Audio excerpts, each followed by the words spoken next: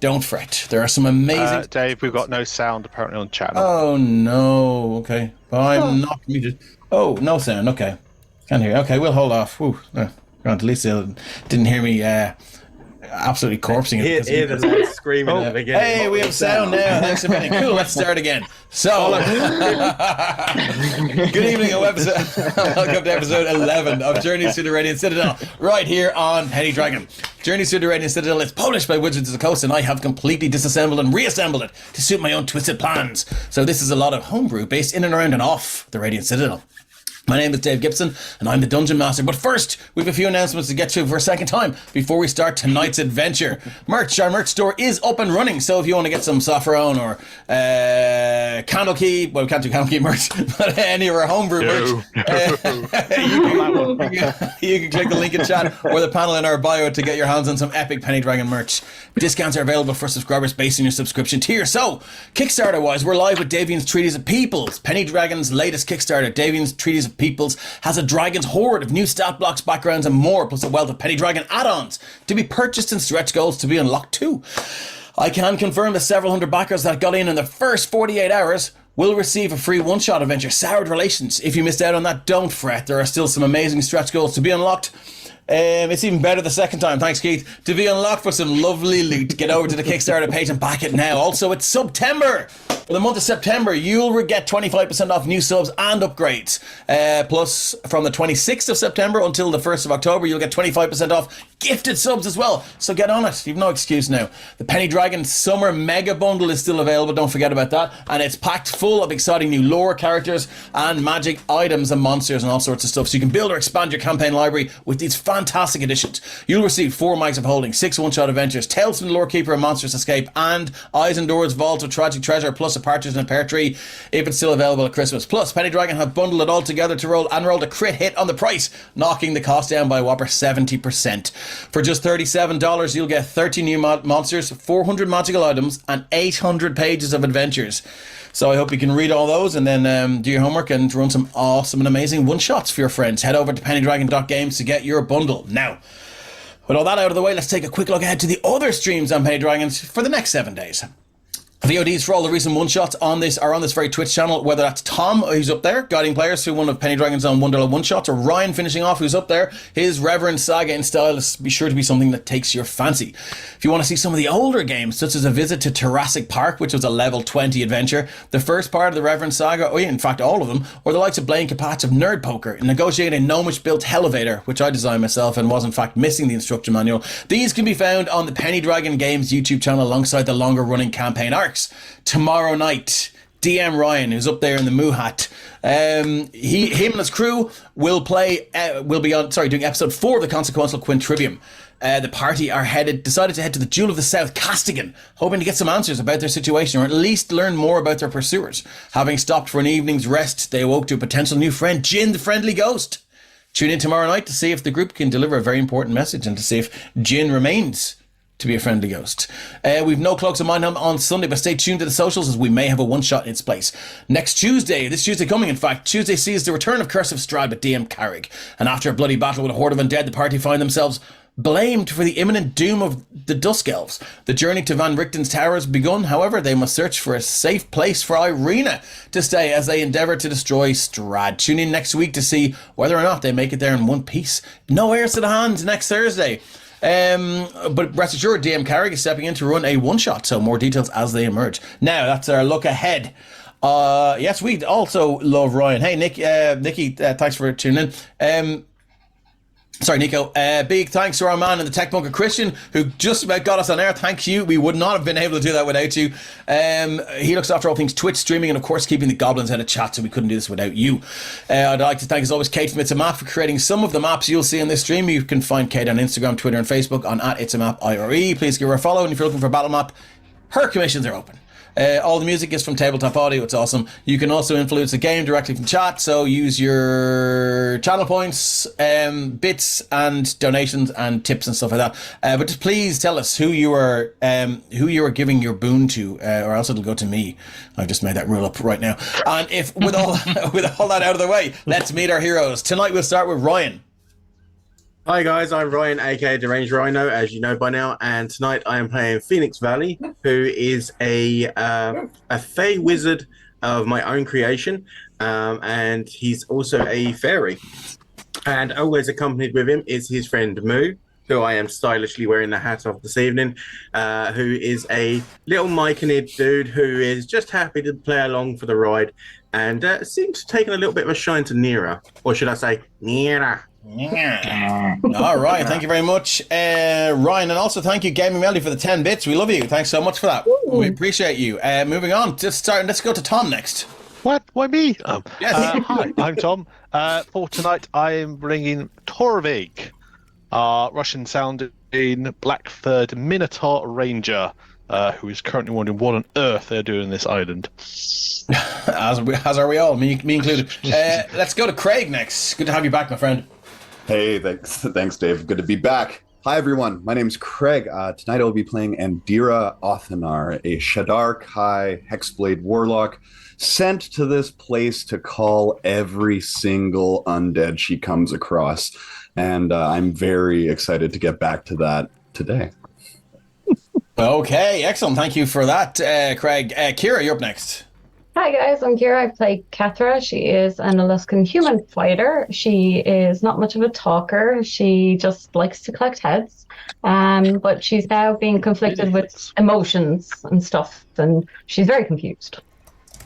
Okay, thank you for that. Let's move on to Paddy. You're up next. Hello everyone, I'm Paddy and I'm playing Phelim Fontaine, a stout halfling fighter who is currently enjoying a stroll through the jungle. Oh, I'm glad to hear someone's enjoying it anyway. Thanks, Paddy. And last but not least, Keith.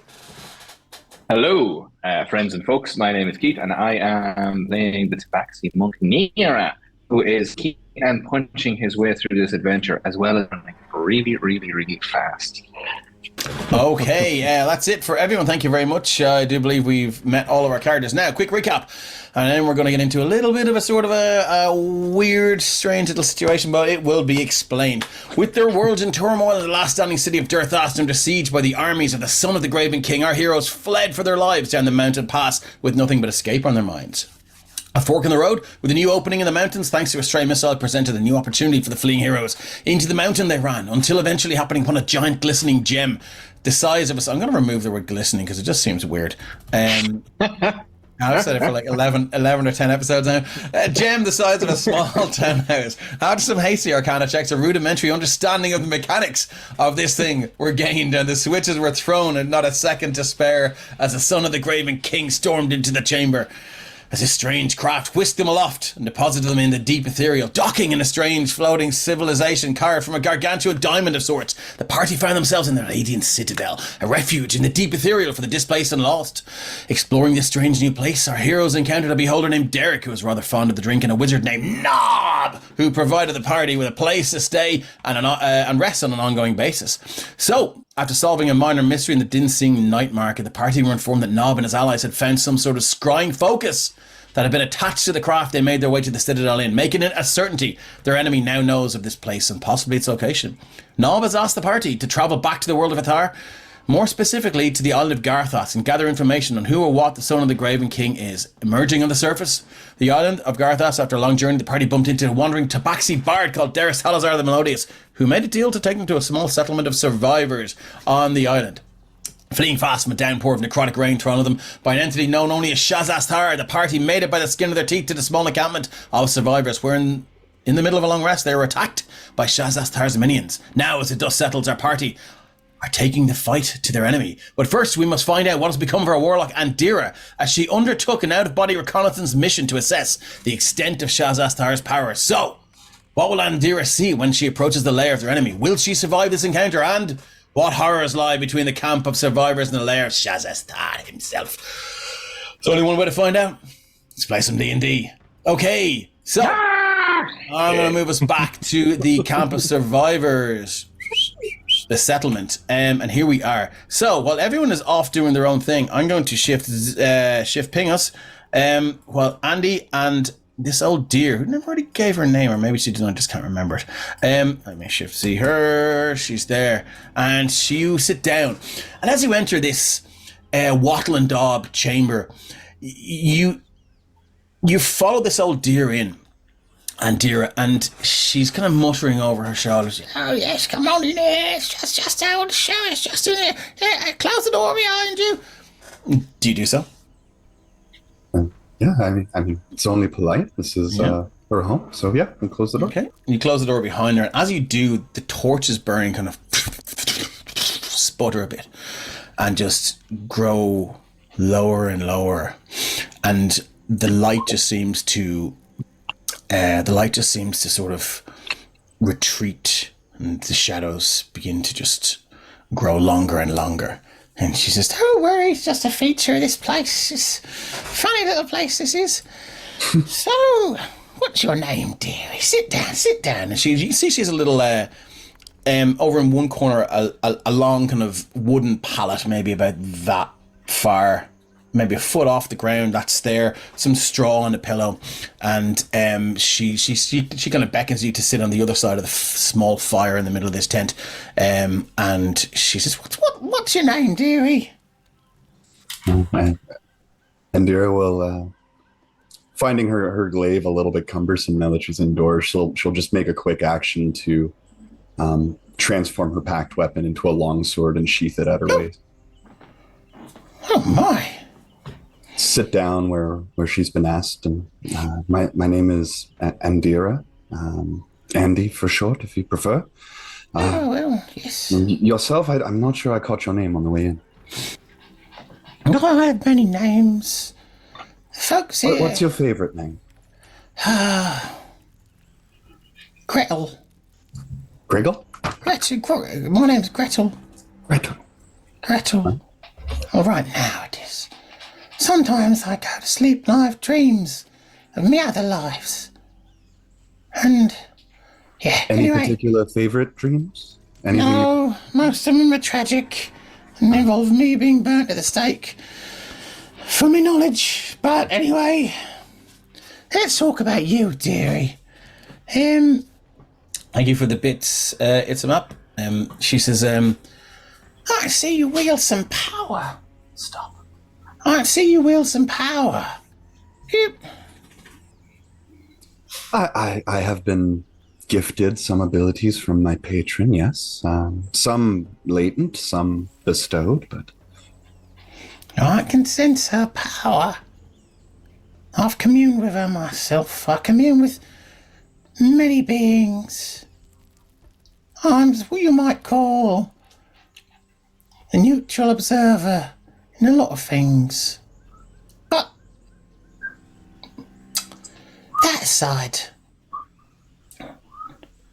I feel you've been sent to me. I think I need to go on a journey. I think you're the one to go with me. What sort of journey are we talking about here? It's kind of an out-of-body experience. Where we might join hands across the fire. Our souls and our spirits will leave our bodies. And we might go and have a look. See what that naughty fucker Shazastar's up to. I would very much like to do this as well. I feel the same. I've been sent here. I have a purpose here. I'm starting to discover what that is, and any opportunity to learn more would be most welcome. I feel you do have a purpose here, and I'm glad you made it here. The last person I did this with, well, they're not around anymore. They were considerably less powerful than you, I might add. So, I'm hopeful we'll both make it back. Are you still up for it? Absolutely. All right, then. Now, all I need you to do is reach your hands across the fire. Don't worry, it will burn a little bit at the start. And then the pain will all but disappear. Without hesitation, Andy will reach across into the fire. And as she moves her hands around, sort of describing everything, you do see that there are sort of very, very thick, leathery strips of skin here, almost as if she's done this many, many times. And as you reach across, you do feel that searing sensation of the heat and the blistering pain, and unconsciously your strong hands grip hers, and you do see now as they grip her hands, they're old and withered, they're small and frail. You can see some of the knuckles are sort of bent and twisted through to some sort of arthritis-like condition that she may have, but there is a strength in these hands that is undeniable, and she grips yours as she grips your hands as vehemently and as strongly as you grip hers, and she says, "Feel the pain. Just be one with the pain. Close your eyes. And when you're ready, you'll be able to join me just above this place." And you see now her eyes roll back in her head and it tilt her. They're just her eyes are still wide open, but it's just whites of pupils. And you can see now she exhales this long breath, and you can see these wisps of grey smoke just emerge from her nostrils and then just begin to almost coalesce with the smoke from the fire and just rise up and leave. So I would like you to make me it's a flat wisdom check. The DC for this is 12. Let's see if you get it in the first go. Okay, all right. It's going to be a -1. Come on, roll 20. It's going to be a 9. Okay, so you're going to take a point of damage as the fire begins to blister your wrists. And we're going to let you roll again. Now, the DC, as you concentrate and become more kin and learn more about this, the DC will have decreased by 1. So you can make that roll again. The DC is now 11. She stays there with all of her determination, just holding in that flame, being one with the pain, being one with herself. And that's a 7. She struggles. 7. You take another point of damage now, as all you can feel is just that pain, and you begin to berate yourself. This is something you can do, and you then begin to realize maybe you're giving yourself such a hard time is contributing to the fact that you're just finding it harder and harder to do. So let's try again. DC is now 10. Takes a deep breath, closes her eyes. 16. Yes, and as with that moment, that bolt of self-realization, almost as if in reply or response to that moment, you feel yourself almost being unaware of the moment that your soul leaves your body, almost as if a lot of us are unaware of that moment by which we truly fall asleep, and you feel that pain no longer, and you begin to just circle and look around, and all of a sudden the roof of this chamber seems a lot closer until you realize you've left your body. You look down and you see the two of you clasped hands, black acrid smoke beginning to just pour off your wrists, your upturned wrists as they're over this fire. You look down, you can see your body and your eyes just now again like Grethel's, they're just wide open and just pure white. And you hear a voice from above. "Come on, dearie. Time to go spying." I look up and see her there, and I follow. Okay, you follow. And I'm going to move you out to here. So I'm going to, as you rise above this small, and make sure I've got the right music going here. I do. Make sure it's turned on. It's not. Everyone knows what that means. So as I'm going to shift ping you. You rise above the survivors' camp. You can see now this sort of the form of Gretel in front of you now it's beautiful. This long, angelic-looking woman with this long waist length, maybe thigh length silver hair. It just seems to float, almost like hair in water. Seems to just drift ethereally with no rhyme or reason to it. You do feel a breeze blow across your face, but it doesn't seem to affect the flow of her hair. She stands there resplendent, or she floats there resplendent in this sort of silver and white nightgown with these sparkling motes of light that seem to appear and explode and then just vanish as soon as they've kind of flashed and danced across her gown. Andira, how would your astral self or your out of body soul be clad?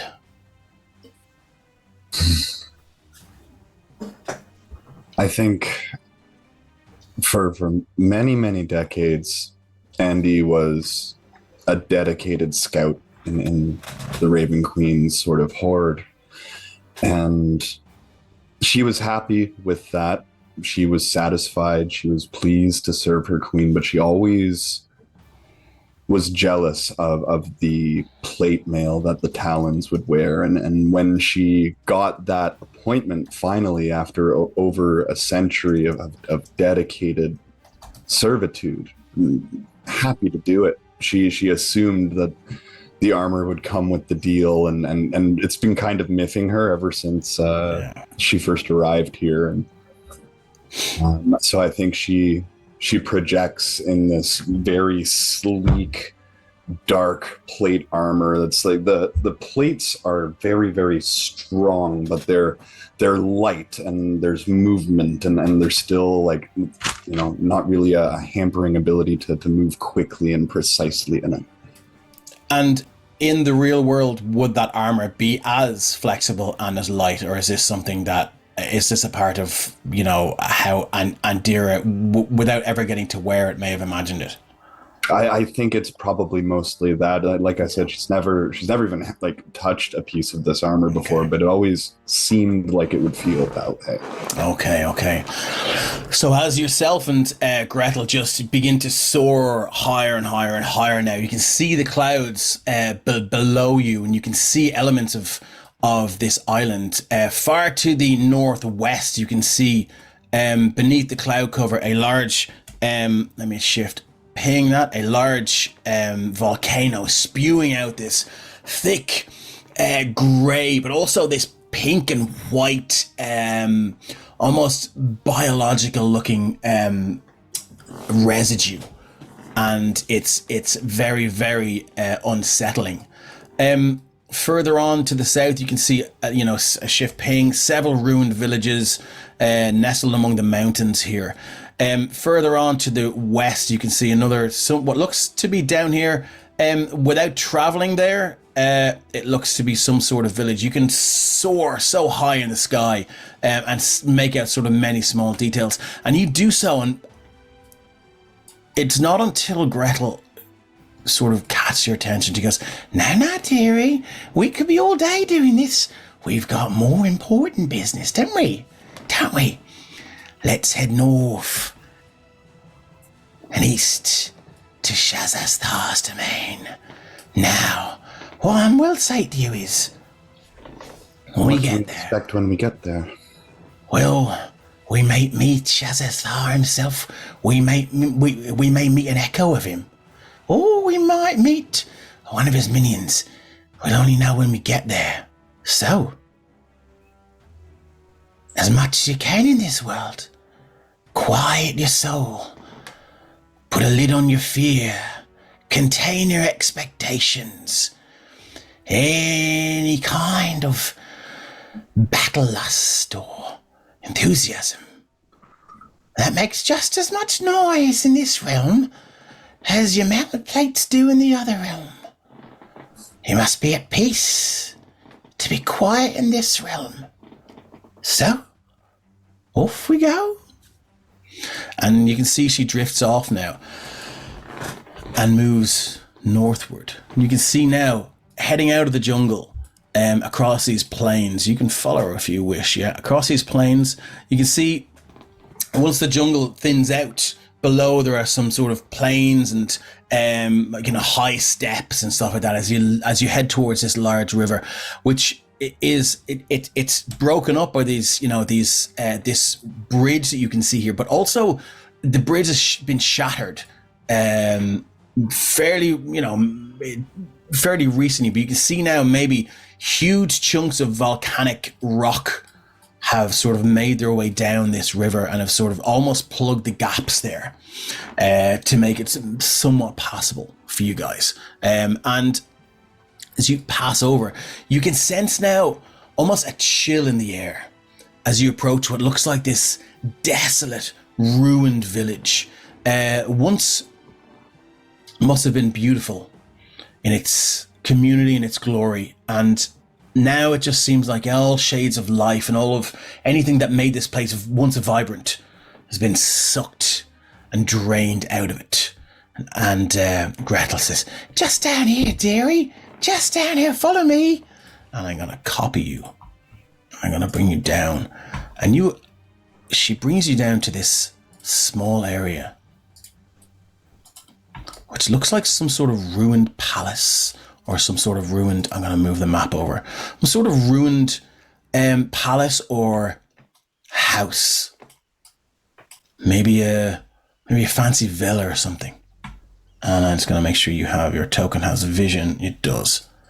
Oh, yes. And she whispers to you and she says, "Quiet now. Contain all of your emotions, lest he hears us.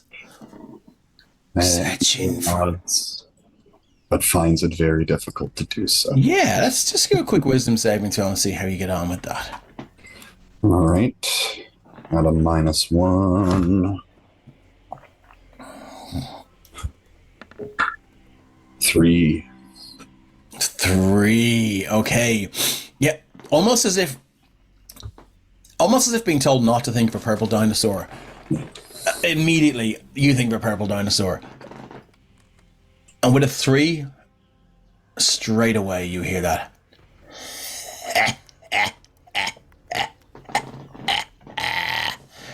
Well, Gretel these days, is it?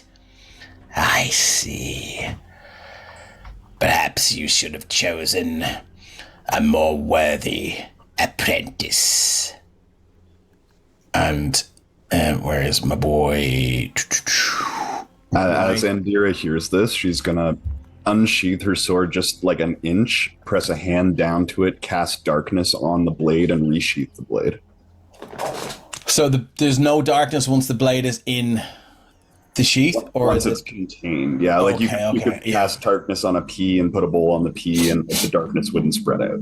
Awesome. Okay, cool. So opposite you there, you see this large figure of what you know to be, well, what Shazastar looked like the first and second time and third time you saw him.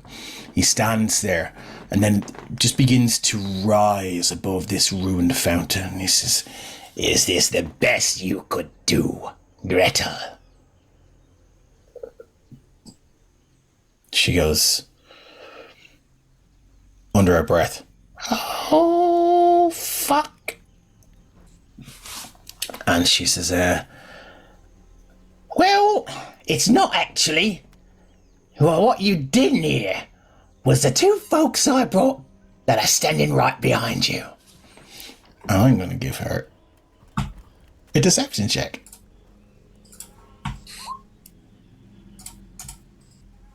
That is an 18 plus her. I'm not going to roll her stats because it has her name on it. And I don't want you guys to know who or what she is yet. So I'm going to give the aspect of Shazastar an insight check. Here we go. This is 16. So he goes, "What?" and turns around. And in that moment she goes, "It's time to go, dearie. Let's flee. And she disappears. And it's at this moment you hear a familiar voice in your head. Stay. and destroy this thing once and for all. Not here. Not in its lair. Above this island. And that's the last you hear of that voice. But you do see this theme. Very good. Oh, it seems you've been abandoned, my dear. What now for you? And we're gonna Now you die. Okay, nice. So I'm gonna clear the turn order, and we are gonna roll initiative. I've already. Seems like I'm gonna just delete that. Move all turns. I don't have a rolling initiative for that creature. So here we go. We're going to roll initiative for him, and then you can roll initiative as well. So the aspect of Shazazar is an 18.16. Oh, 17.12. Okay. So we've got a bless for Ryan, of all people. I think Andira could have done with that. But anyway, so I'm going to change the music. Are you... he's going to use his movement to get to there, which is about just outside of your range. He begins to charge up this negative energy in his hands. You just see these two balls of just pure necrotic and negative power to begin to sizzle and crackle in his hands. It is your round. What would you like to do?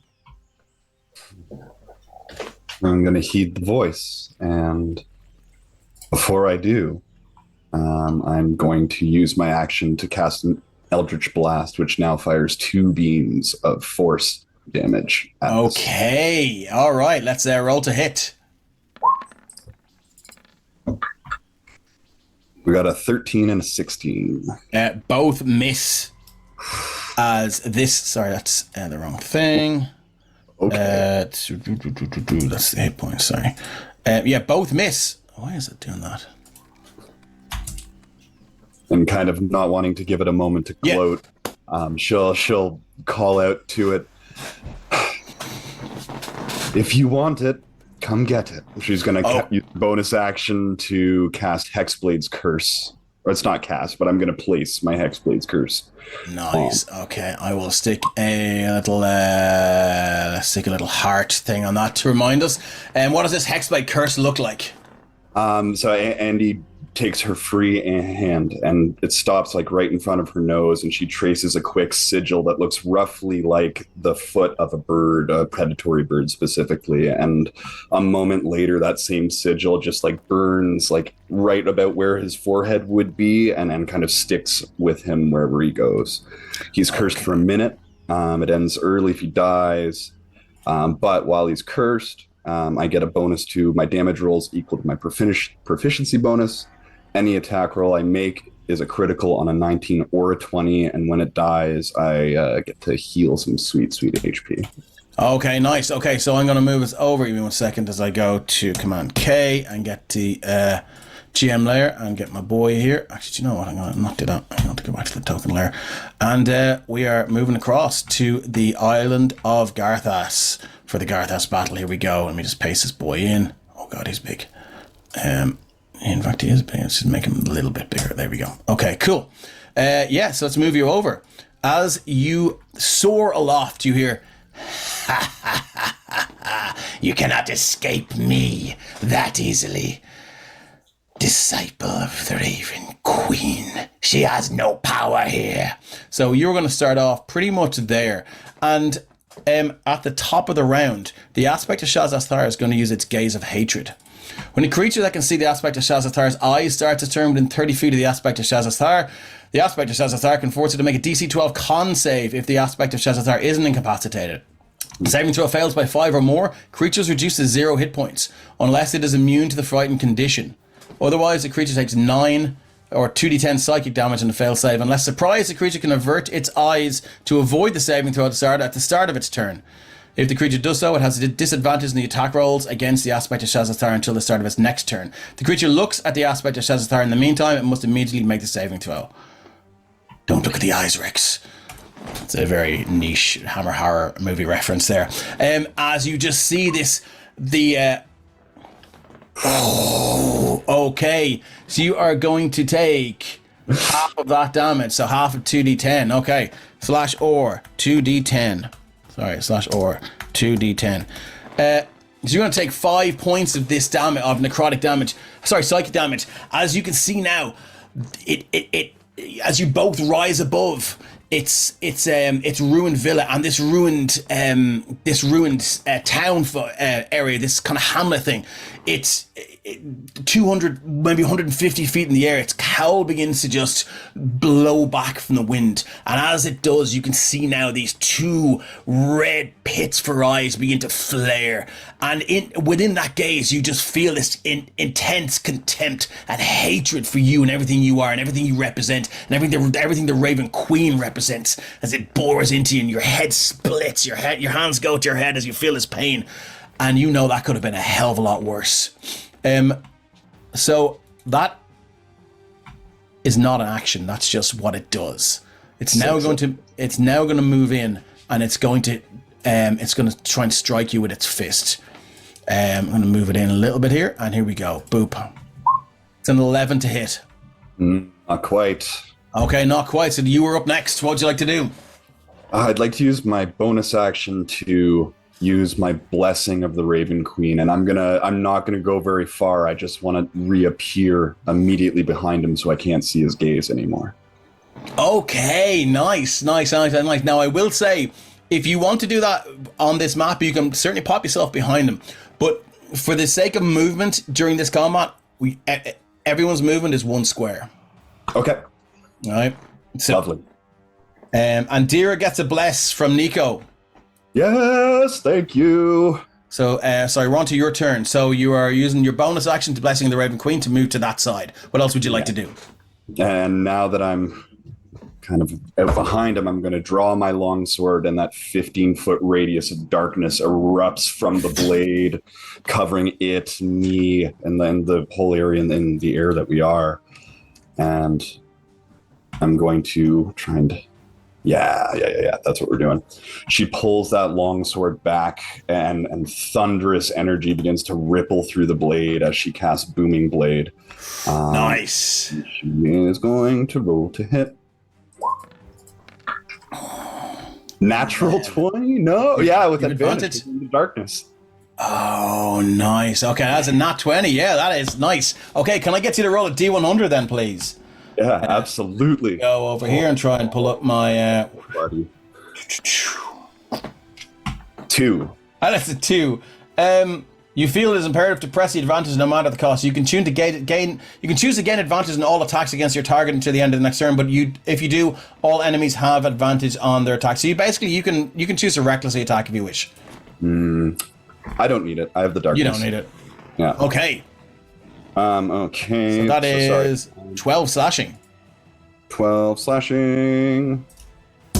Does that include the crit damage? 1 sec. Yeah, 8 plus 4 is the crit.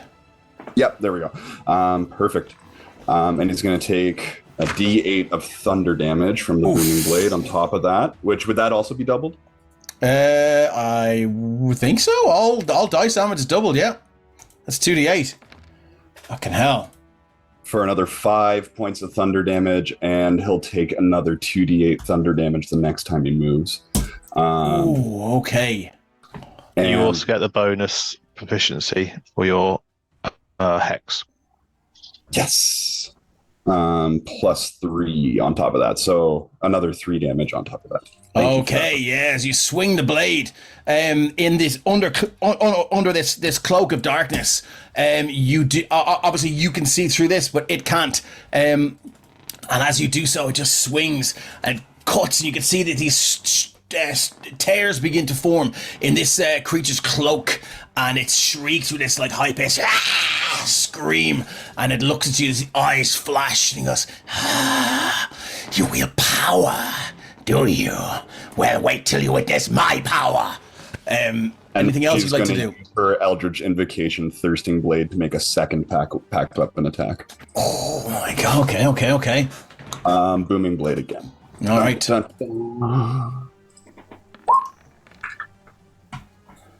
For 21 to hit. 21 to hit for another 12 slashing. Plus the D8 plus 3 for my proficiency bonus because he's cursed. Okay. For another 6 damage. Wow, okay, again, this second attack, and how does that energy that you summon, how does that manifest? What does it look like as you get your second attack? I think the sword draws back from the first blow, and that energy goes from tip to hilt and then back down again. And it's kind of like a thrust, like a stab through the hood of this cloak. Okay. Is that it for your round? Bonus action. I'm not going anywhere. Yeah, I'm good. Okay, cool. So the aspect of Shaz-Hethar turns and its eyes again begin to bore into you. I'm going to need... It doesn't move out of the space, it turns to face you. Right. So I would imagine that doesn't trigger your booming blade, unless you'd like to... Yeah. So it is going... first off, I'm going to need you to make that DC 12 Constitution saving throw. We'll see. As it... 9, so that is a fail. Do you want to use your bless? Yes. Does it work through magical darkness? Well, you can see through the magical darkness. Yeah, I can see it. So that's your undoing. Ah, that's clever. I'm going to add 3 onto that for a 12. Oh! Wow. Who gave you that blast? Was it Nico? That was Nico. Thank you. Oh my god, Nico, you fucking saved the day. So if the saving throw fails, you would you would take full damage. So you're going to take half of 2d10. So here we go again. /or 2d10. Boop. You're going to take 5 points of psychic damage again as your brain is racked with the pain. And this round, the aspect of Shaz-Hethar just begins to laugh and goes, let's make the battleground a little bit fairer, shall we? And he's going to cast Dispel Magic on that darkness. You wouldn't.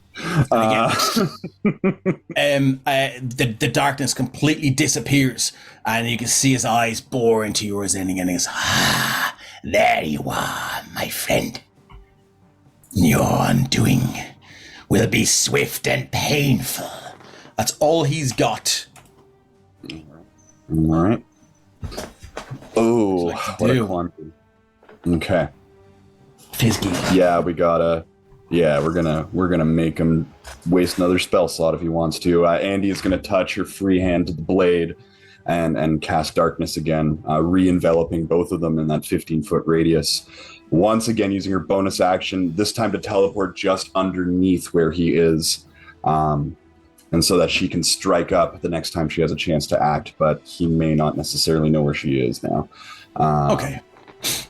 And that'll be your turn. Okay, cool. How many more times can you do this? Because I'm curious to know. Efficiency bonus times a day. So I'm at 3 right now. I've done it twice. Okay. Again. Look, this creature. It looks around. Why won't this? Oh, here we go. You can see. You can see now as this darkness just explodes again and operates. You can see it. You can almost hear this grunt of frustration as it looks around and goes. Very well. Shall we play this game then? And it will cast Dispel Magic again on the darkness. All right. As it looks down and goes, there you are. So, starting your turn. Yep. We got 2 booming blades coming for it. Okay. 1. For a 17 to hit. 17 to hit. Let me just see. That is, sorry, wrong thing. Sorry, there it is. That is the creature's AC. Lovely. We're gonna beats it. Add 4 thunder damage and 3 damage from the Hexblade's curse on top of that. So 18 altogether. 18 points of damage. Yes. Oof. Okay. Nice. So again. Yeah, you swing the blade and it just begins to cut more and more tatters through this creature's through this creature's kind of massive robe, white robe, and off-white and dirty cowled robes, and you can see again now through the dark. Let's dispel the darkness. You can see those. Sorry, 1 second.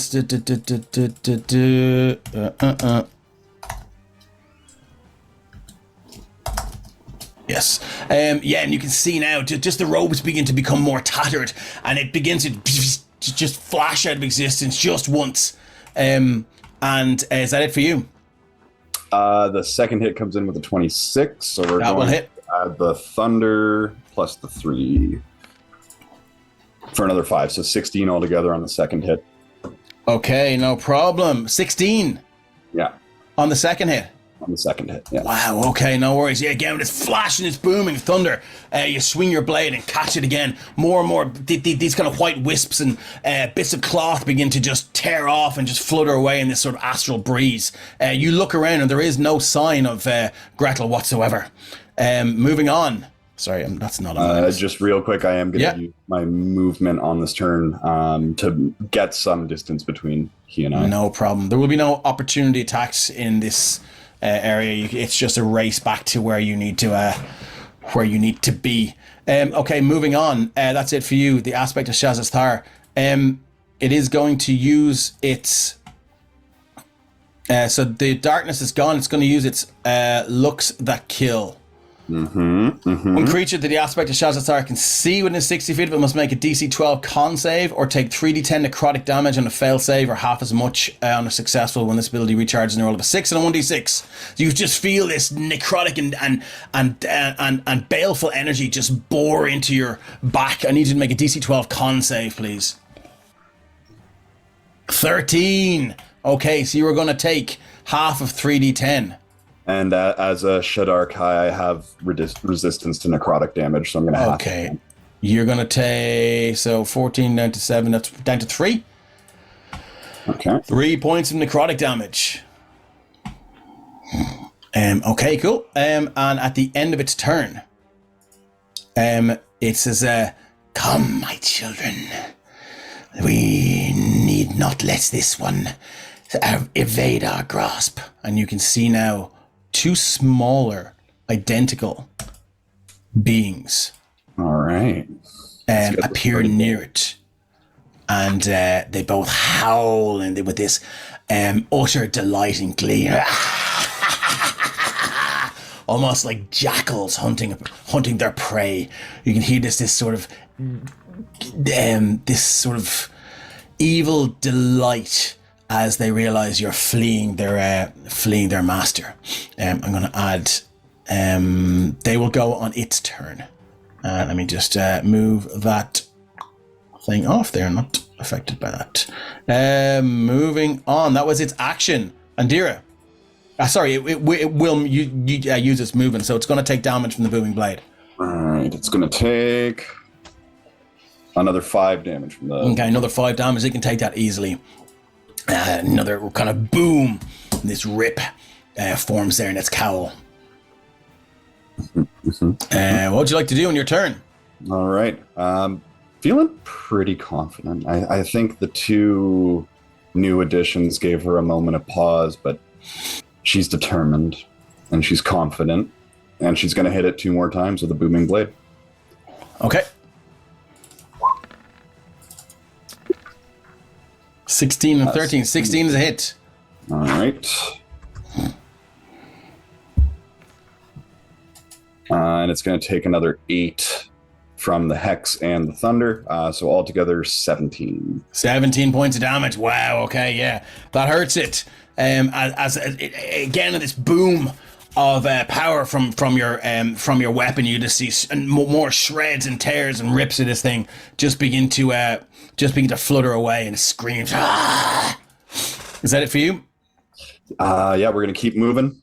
Okay, you're gonna keep moving back to the stop, Fizzgeek. Back to the survivors camp, but not before these 2 things move in beside or close enough to you. And between the 2 of them, they are going to let off 1 looks at kill, but the DC on this is 10. I didn't get to make a smaller version of these guys. So it's a DC 10 con save. 14, so you're going to take half of 3d10. And then half again. Or 3d10. Okay. So that is 9 down to 4 points of damage again as you feel this concentrated burst of necrotic power just begin to shoot and sizzle into your back. While resisting to this, you do feel some effects, and then you hear this. Let's see how you fare against this. And you hear this crackling.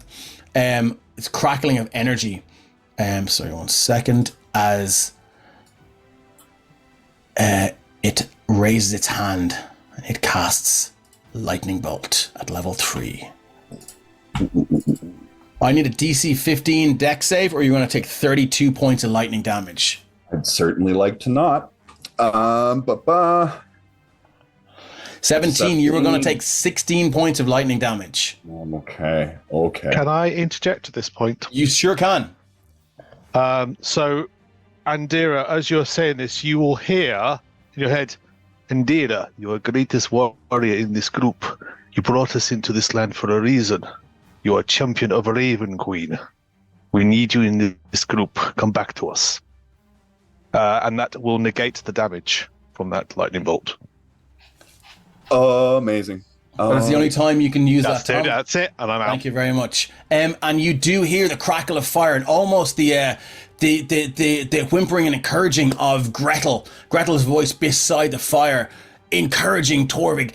Tell her to come back. Tell her to flee that place. Tell her what she means to you. And I think this takes her out of it for a moment. Like she's just so focused and feeling that lightning bolt and that electricity coursing through her, and then being almost pulled out of her and hearing Torvig's voice. She kind of looks around and Torvig, are you there? Can he hear me? No. You do feel, for that split second, you had that sense of camaraderie. You had that sense of another warrior back to back with you. It's like you fought so many times before, but it's a fleeting thing. Now it's gone, and you hear this. You will pay. You will all pay. As it is all it can do, and it will move. One step closer to there. You're back, Endir. What'd you like to do? All right. First, it's going to take another 2d8 thunder damage from the booming blade. Okay. 8. And we're gonna keep trying to fight this thing off. She doesn't want it to get back to where she's going, but she's coming to the realization that she will not last long like this. So she's gonna keep fighting, but yep. Kind of drawing that longsword back, slashing twice against the torso. Oof, a 10 and a 16. 16 and a 10 will not hit, as it just almost emboldened by that anger at your possible escape. The sheer anger and negativity and spite just seems to just bolster its power for a second. While your blade does connect, it doesn't do anything. I'm gonna keep moving, but I am gonna use my bonus action to use my last blessing of the Raven Queen, and this time when Andira appears 30 feet away from where she was, she is spectral and sort of translucent and adopts this almost ethereal form, which I guess was already the case, but I think it's more ghoulish. I think it's a little bit more undead, and she gains resistance to all damage to the start of her next turn. Okay, and I will give you an extra square for that to represent that teleport. Beautiful. Part. And as I'm going to roll a d6 just to see if its ability recharges. No, it doesn't. And it's going to move here. It's going to move. This guy is going to move here and here. And between them all, the aspect of Hethar is first going to cast. It's going to use another lightning bolt, and that's his last level 3 spell. Where are we going? Sorry, there we are. You shouldn't have dispelled magic so many times, bud. Yeah, pretty much. Yeah, but it needed to. Did need to. That is a 34 points of lightning damage with a DC 15 dexterity save, please. Okay. Oh, and you've no bless. I have no bless. You're going to take all 34 points of that. Can I interrupt? Yep. So Kether's panicked. She sees you lying there. She goes over to Andy and you can hear her say, "You cannot leave me alone to take these many heads. You have to come back. I cannot do this on my own. I don't know what else to say, but come back." And as you hear that voice, you just get this rush of power, and again that sense of belonging and that sense of community and that sense of fight. This electrical energy just courses over you. You just somehow, you don't manifest the will to resist this, and you are acutely aware of the fact that you've been granted the will to resist this. And that difference is first and foremost in your mind as you shake it off again, and you hear this: "It's not possible. No." And I'm going to roll a d6 for each of these smaller aspects of Shazza. There's 2d6 to see if any of those get the thing. 3 and a 5, so no, they don't. Andira, we're back to you again. What would you like to do?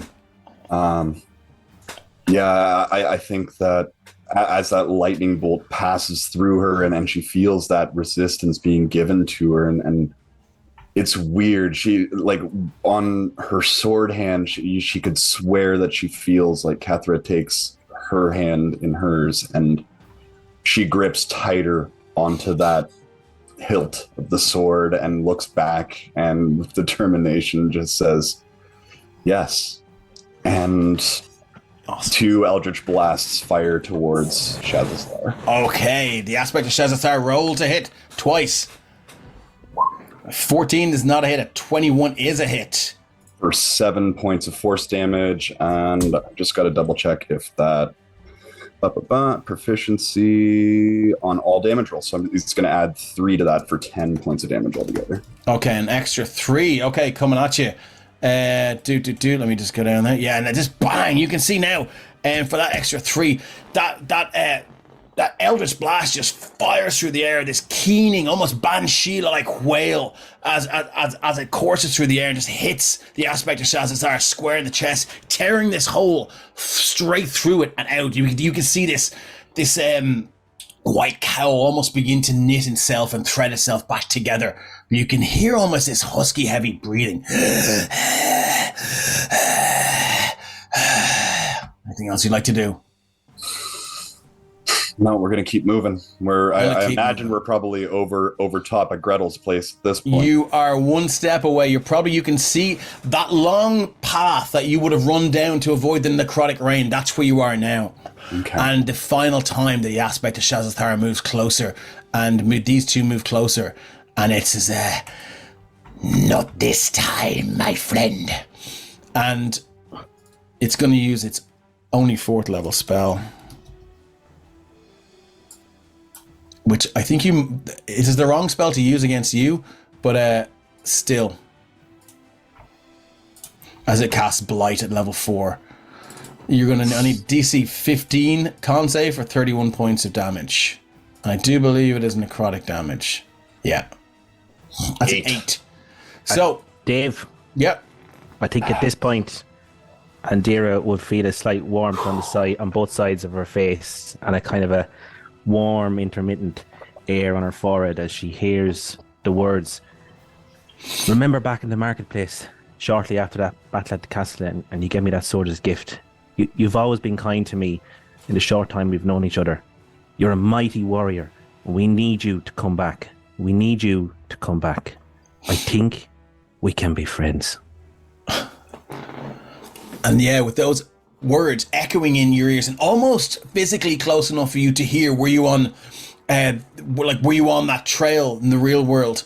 Again, you feel this almost like this pox-like rash begin to just creep and tickle over the back of your neck and just around the back of your head and inside your ear. While resistant to this, you know this is going to have a kick and this is going to do some damage. But again, yet again, those words delivered straight into your ears in the real world, they just completely negate this spell. And you hear this, "No! No!"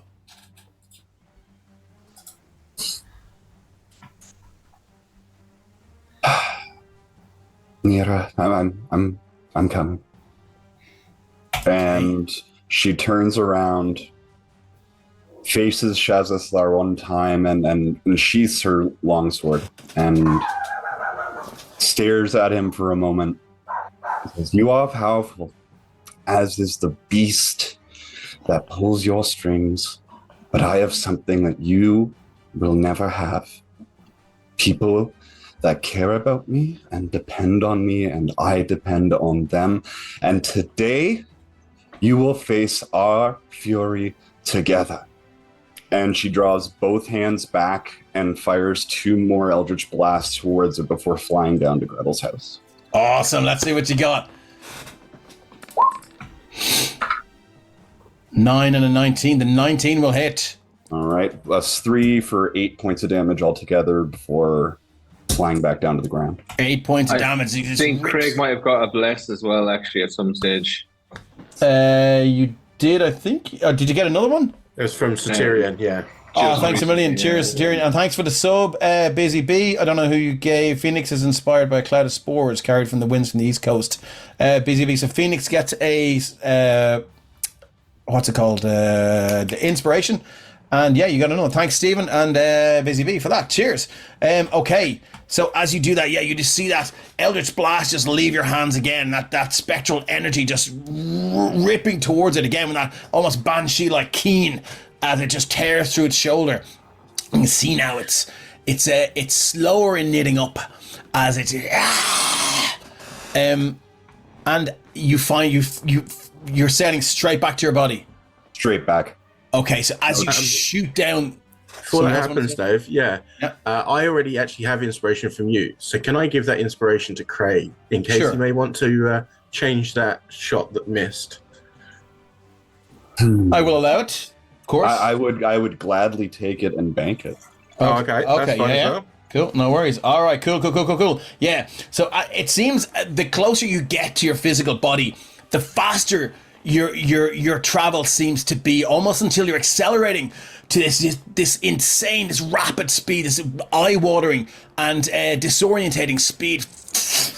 You just sail straight towards this hut, but as soon as you hit that smoke that's rising from the fire, you just stop, and then you just begin to just almost in the reverse of the smoke rising from the fire.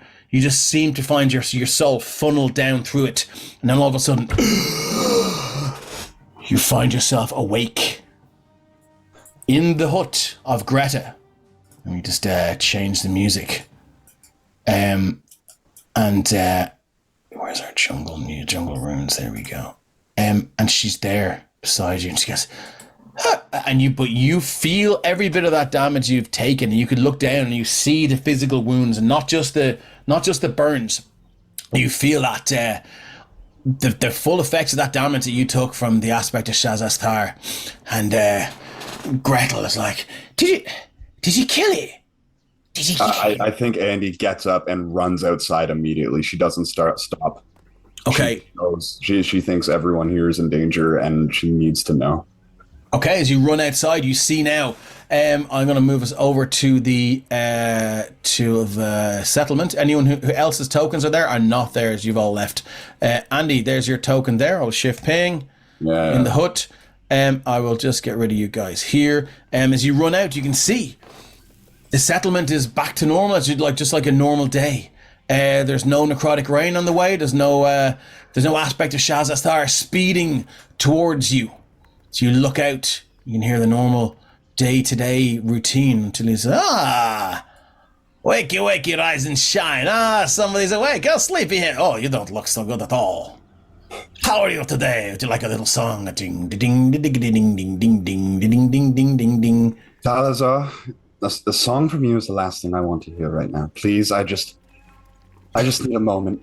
She's gonna just leave him there and walk back into the hut and sit down on Gretel's hay.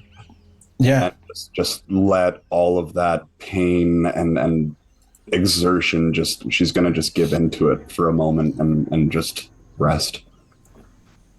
Okay, as you settle down and just flop down into this thick collection of hay and other kind of soft things, Gretel kind of walks over to you, clutching this little bowl of soup, and she goes, "Here, drink this. You made it. I told you to run. Why didn't you run?"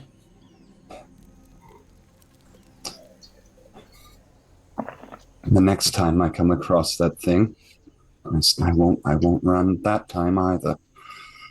I thought all of your lives were in danger, and that's the only reason I came back at all. If I didn't think that was the case, I may not have come. And she's just going to drink deep. Yeah, it's a very, very thick kind of vegetable broth And she kind of leans in close. Every bit the opposite of the resplendent starlight being that she was outside of this hut and up in the other world. And she leans in, kind of that soup and just rotted teeth on her breath. And she says, "Well, did you kill it?" She just shakes her head. Well, I need to tell you then that it will be all the stronger when you meet it in the real world if you didn't manage to slay it. I won't be alone next time. I truly hope not. I truly hope not. And she walks over and begins to stoke the fire and sit down at it, almost as if lost in thought. Just poking this kind of gnarled and scorched stick in and just stirring the coals. Is there anything else you'd like to do, Andy? I think for the moment she just stares into the fire and reflects and says a quiet thanks to the voice that gave her strength. And all of a sudden, as if like, "Oh yeah, your friends, they're going off to fight him. You should probably go after them. Sorry, I should have led with that." Yeah, you should. Yeah. I'm not going to be able to help them effectively unless I get a small amount of rest. But as soon as I'm feeling well, what direction did they go? Can you tell me? They headed west and then north. They're heading toward the village you saw. All right. West and the northeast. Here, I'll tell you what. And she throws you this potion of healing. Deep red, but has some kind of yellow flecks in it. Take that and go now. I sense they're in trouble. And she unstoppers the potion and drinks it right there, right now. Okay, if you're using an action to take the potion, you will get the full effects of the 10. Lovely. And as you are you going to head off now? Or are you going to hang around? Yeah, we're gonna go. We're gonna go right away. As you walk out there, Salazar's in. It's like, Andira, whoa, Andira, whoa, and he's like, I'm gonna try and take his loot from him. Oh, really? Yeah. Okay, it's a contested grapple check then, but I think My pleasure. He is actually going to dimension door out of there. No. You go, and he dimension doors over here, and he goes, I composed that to myself for you. Not now. I will remember this. Not to worry, Andira. Your reckoning will come. As you head west, the sounds of battle meet your ears, and I'll bring you over to the undead battle, which is just finished as Andira begins to walk up the road. You can see now Kethra viciously hurt, Nera hurt even more, Phoenix down on one knee, their wings sort of cracked and hurt, Torvig and Phelim looking like, they just woke up this morning. Not a bother on them. He does look a little worried, to be fair. Look to the south, you see Andira. But I think that's where we're going to take our break. And we will rejoin the party after this break. Thanks for sticking with us, guys. Thanks, all back.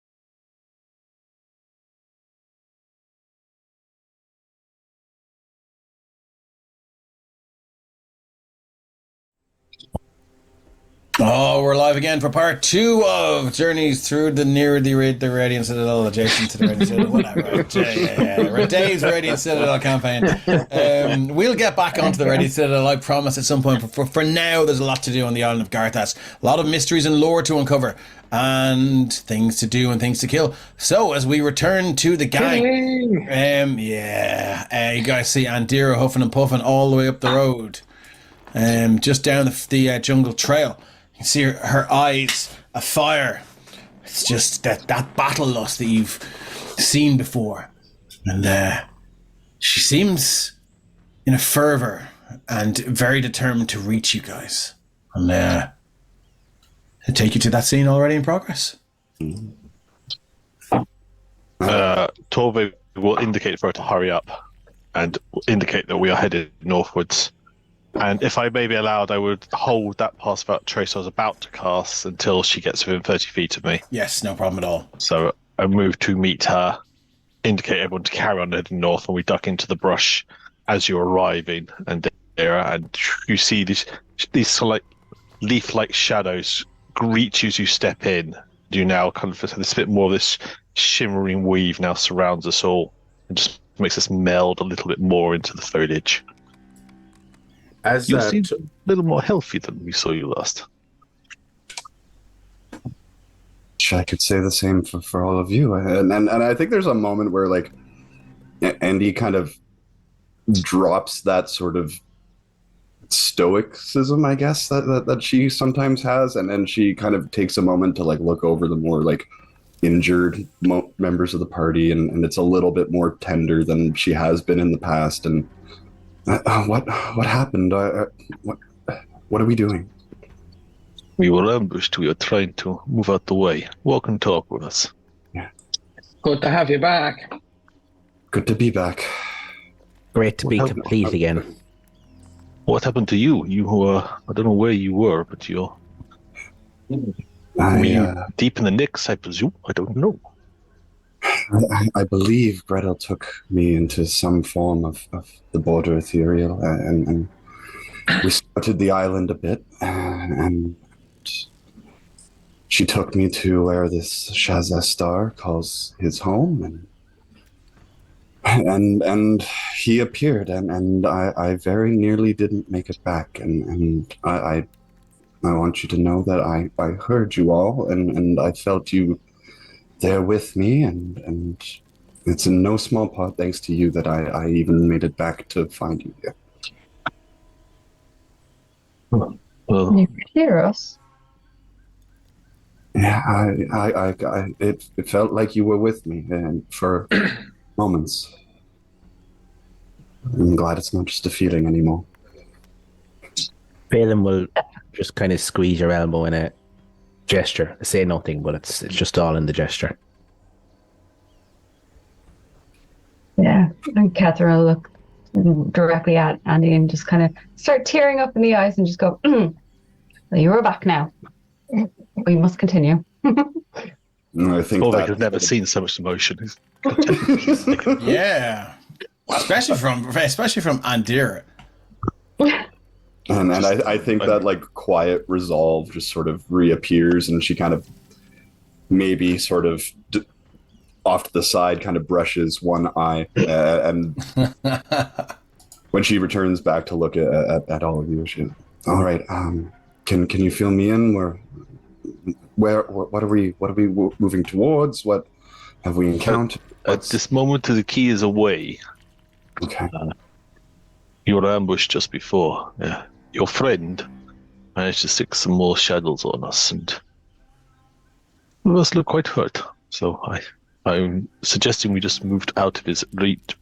He seems to be able to see us wherever we headed, so I'm hoping if we are stealthy enough, we can lose his gaze for a short while, perhaps. And dear, can I get a history check with advantage to try and remember or recall as much as you can about your bird's eye view of this island? I was on 18 for a second, but then it rolled to 2. So it's a 7 That's altogether. a 7. So I do have a map of Garthas that I cannot give you at this point. Now, if you wish to use your inspiration, you can certainly try again. It seems important. Let's do it. 10. 10 is what you needed. Given how recently you were above this thing. So I'm going to put it in. It should be in all of your journals now, but I'm also going to click show to players. Shared with Dave. Hold on, edit. Sorry, all players. There we go. Save changes. Show to players. Is that up at everyone's grill? Yep. Yeah. Yes. There we go. I can see it pop up on stream as well. And if you click in,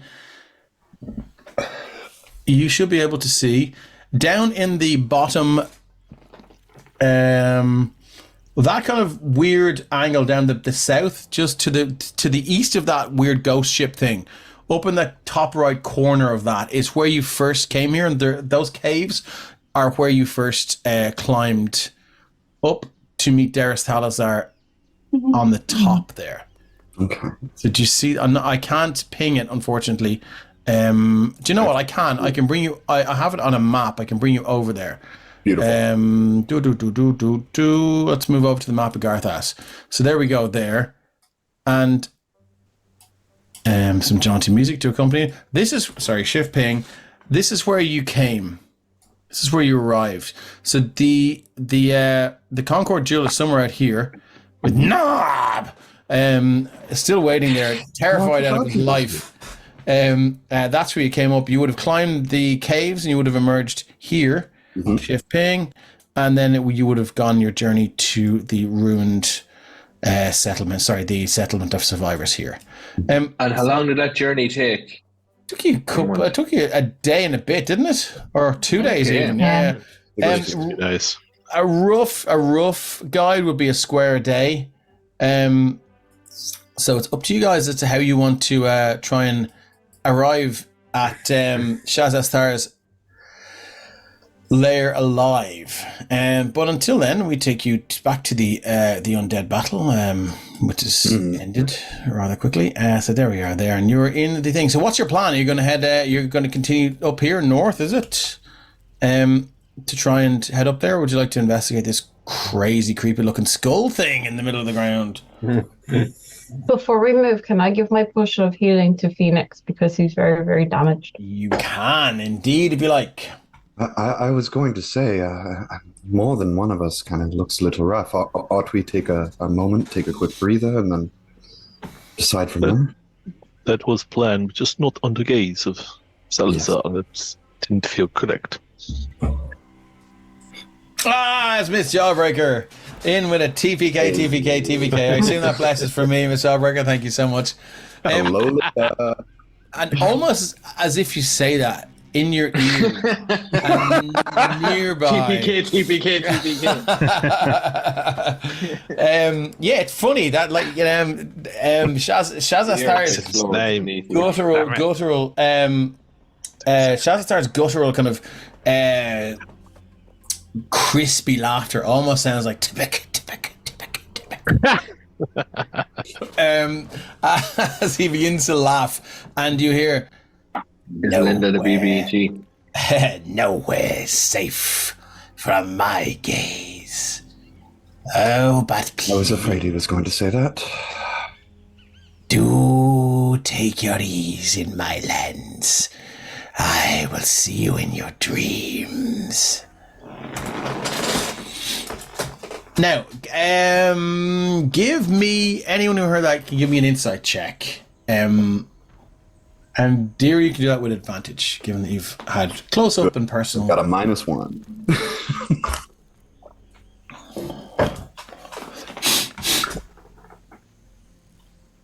Why am I not seeing your skill, Dear, but I'm seeing it for everyone else?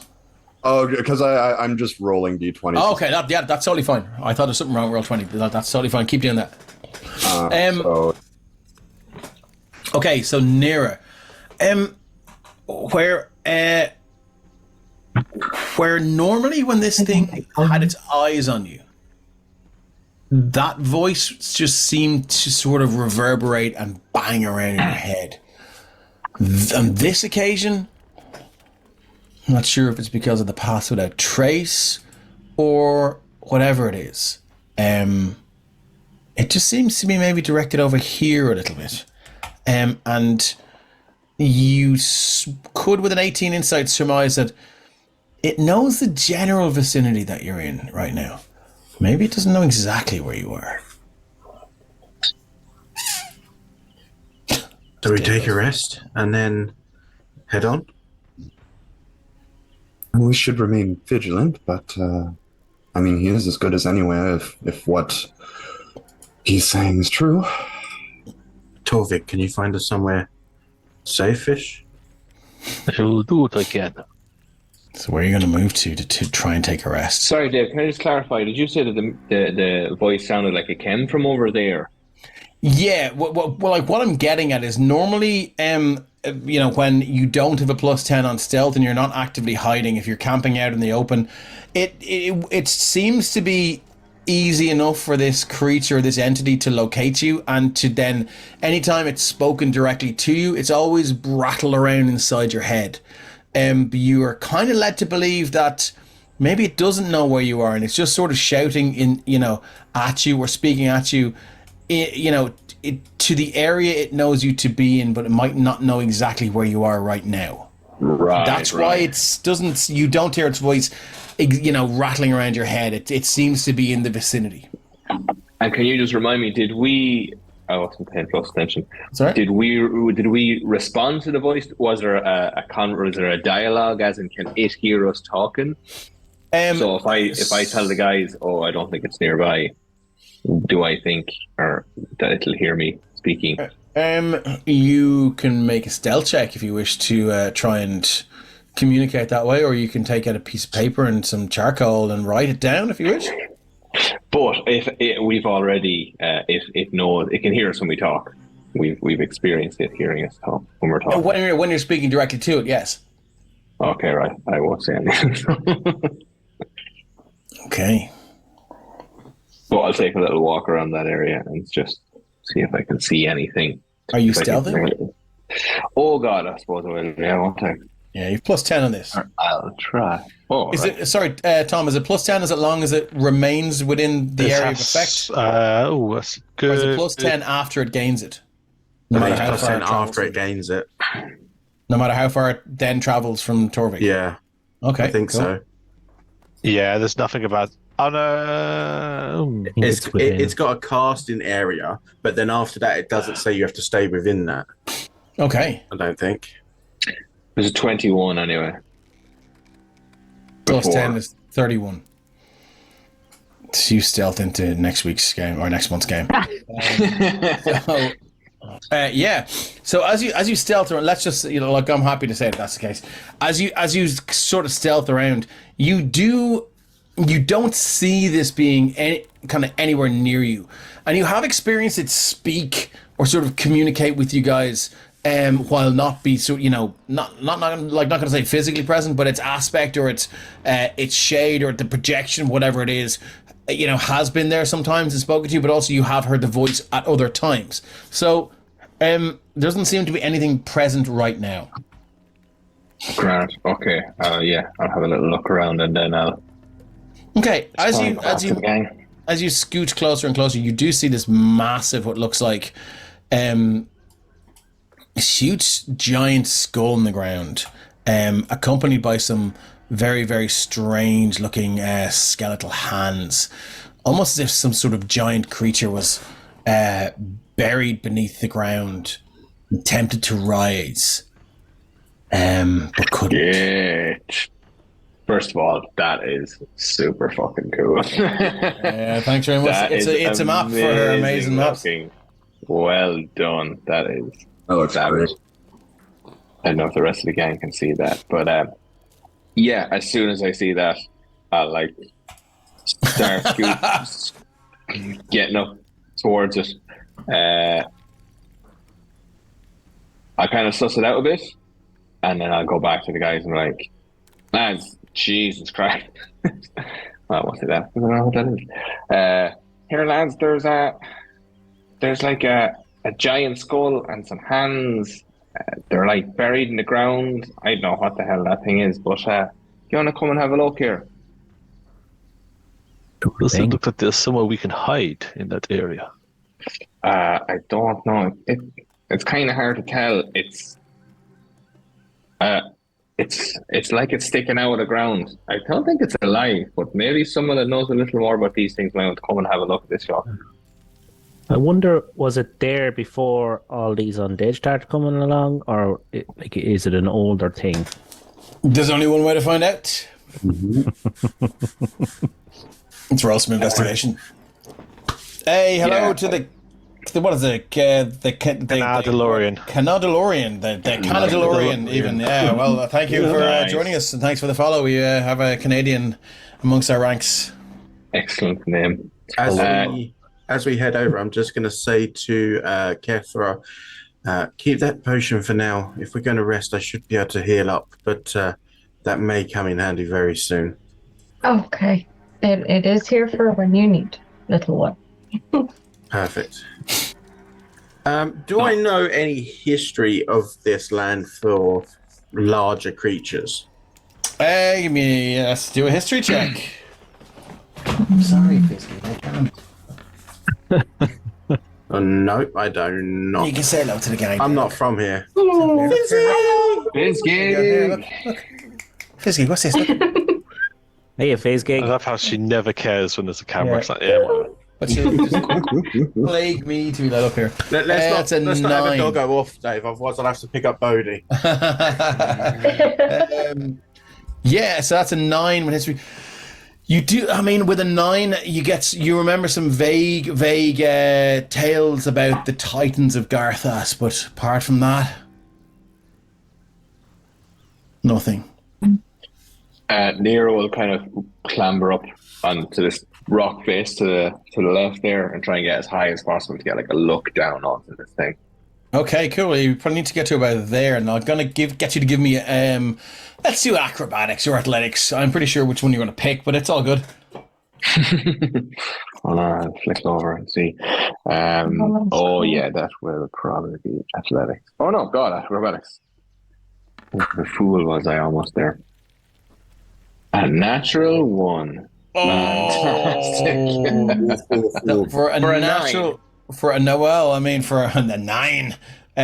1 for a 9. Yeah, as you starting here, with your natural sort of monk abilities and your talents and your dexterous strengths, you just kind of begin to parkour up this kind of ridge, up until at one point you kind of look over, just to see if folks are looking. And it's that moment of hubris, that moment of pride that is your undoing, as you look over your shoulder just to see how awesome people think you are. Thank you very much for the bless, Linda. We really appreciate you. Great to have you back in. Great to have you back in chat. And indeed, as Craig says in the chat, pride does come up before the fall, because as soon as you look over, you can see it's at this moment you realize everyone is looking at you at the worst moment possible. As it's not your fault. It's not your fault. It's not your fault that the rocks give way beneath the foot that is bearing your weight, and you just tumble all the way down and land square in this hand, square in the center of this ancient stone or possibly petrified hand. I need a dexterity saving throw. You fell from about 40 feet, so we're going to do 46 points of damage. Oh, nice. Dex saving throw. Dex save for half. Come on, Dex. That will be 17 points. Oh, look at that. Now it comes in 20. So you're going to take 8 points Cats always land on their feet. Yeah, unfortunately, yeah, you did, but yeah, it still hurt. You hear this like click in your knee and your hip, and you're like, ooh. As you take 17 and 8 points of damage, and you kind of see Nero kind of walking it off a little bit, just at and eventually you can make it back to where you're like. Would you like to try that again, Nero, or? Near's in bad out of shape at the moment, so I think You sure are. there will be none of that going on next time around. So I'm going to get Moo out Staying of on my the ground. pocket. Yeah. So I pull open the jacket and pull Moo out and place him down on the ground, and say to him, "Go and check out that skull there for me, will you? Because I'm a fairy and I know you don't cross the circle." So I'm sending Moo in. It's the most abusive relationship I've ever seen with a familiar. And Moo flies, do they? No, he walks. He basically So he looks like waddles across. Baymax. Waddles, I think. He walks like Baymax from Big Hero 6. Yeah. He's just got this like Hairy kind of baby. walk. Yeah, exactly. Okay. Cool. Yeah. As Moo walks across. Okay. Oh, nice. I wish I knew how to do that, Tom. /E. /E, nice one. I keep forgetting it. Cool. So as Moo walks across this thing, he just kind of waddles boop, boop, boop, boop, boop, boop, boop, and just makes it through. Moo, you can see. Now, give me a perception check. Is that your stats or Moo's stats? Well, I was just about to say, I'm going to go and probably sit on Sacrificial Kethra's shoulder if Kethra allows it, and because I will look through Moo's eyes to see what he's looking at. And yeah, he's going to take a look around. Let me give him a perception check. Okay, cool. Yeah, let's go with the perception check then. What does he get? Everyone's Oh, doing it's not bad. /E. It's not bad. I don't see it. It's 17. 17. Jesus Christ, dog. This is not letting the worst for it. With a 17, Moo. As you kind of move up, I'm going to need you to. I wouldn't mind my own. I need you to move up to about here, Moo. Cool. And Moo, at this point through here, you can see the fallen form of what looks like some sort of humanoid. You can just see a hand reaching out of that right sort of ocular socket, and you can see moss and all sorts of vegetation now has grown over it, but you can just see this gloved hand just reaching out. Would it be close enough that Moo could actually take a look at the body? Or is No, it in the Moo hole? would have to move closer. Okay. Okay, you're moving closer. Cool. And Moo, as you move up, I'm gonna need an investigation check or a perception check. Your choice if you want to investigate this more closely. But this will involve having to touch the thing. Okay. I will say at this point, because I'm looking through it, I'm going to mentally tell him to do it as quietly and as inauspiciously as he can. So he's Okay, he kind of does a little happy dance first that he's understood your instructions, which isn't very stealthy. But then he goes, "Oh yeah," and then he's going to get on his belly and he's going to do that kind of walk along on his belly kind of thing. Okay, yeah. Will I give him a stealth roll? Yeah, let's do a little Moo stealth roll. Sacrificial Moo, Raven Ranger says. Oh my god! Oh, no. Oh, is that a 1? Oh, that's a natural 1. As Moo. If you've ever seen a child playing hide and seek and they're like they're covering their eyes and just chuckling and laughing away to themselves because they feel they can't be seen because their hands are covering their eyes. Moo is just like super excited that it has this job to do, and it's like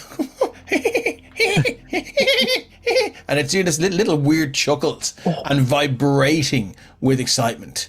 And because he's moving on his belly, instead of moving like an army man, like moving across the ground, instead is the video of the seal where it's like lolloping like across the ground. And he's trying to swim. doing that.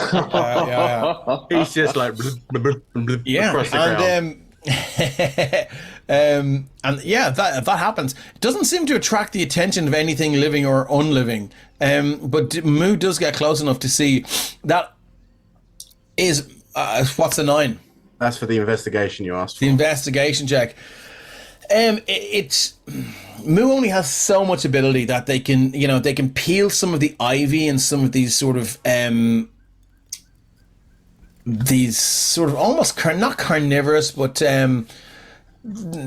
these these sort of plants and foliage and stuff like that, will it eventually attach itself to fallen organic forms and bodies and stuff like that will and we'll just begin to eat them, stuff like that. It's not it's not a major concern for worry right now unless you sit down in the same place for 100 years. So looking through its eyes, you can see but it's thick, it's grown onto a thick, and from what Moo sees, Moo wouldn't be able to sort of strip that off and do a proper investigation check by itself. One of you guys would have to pop up and do that.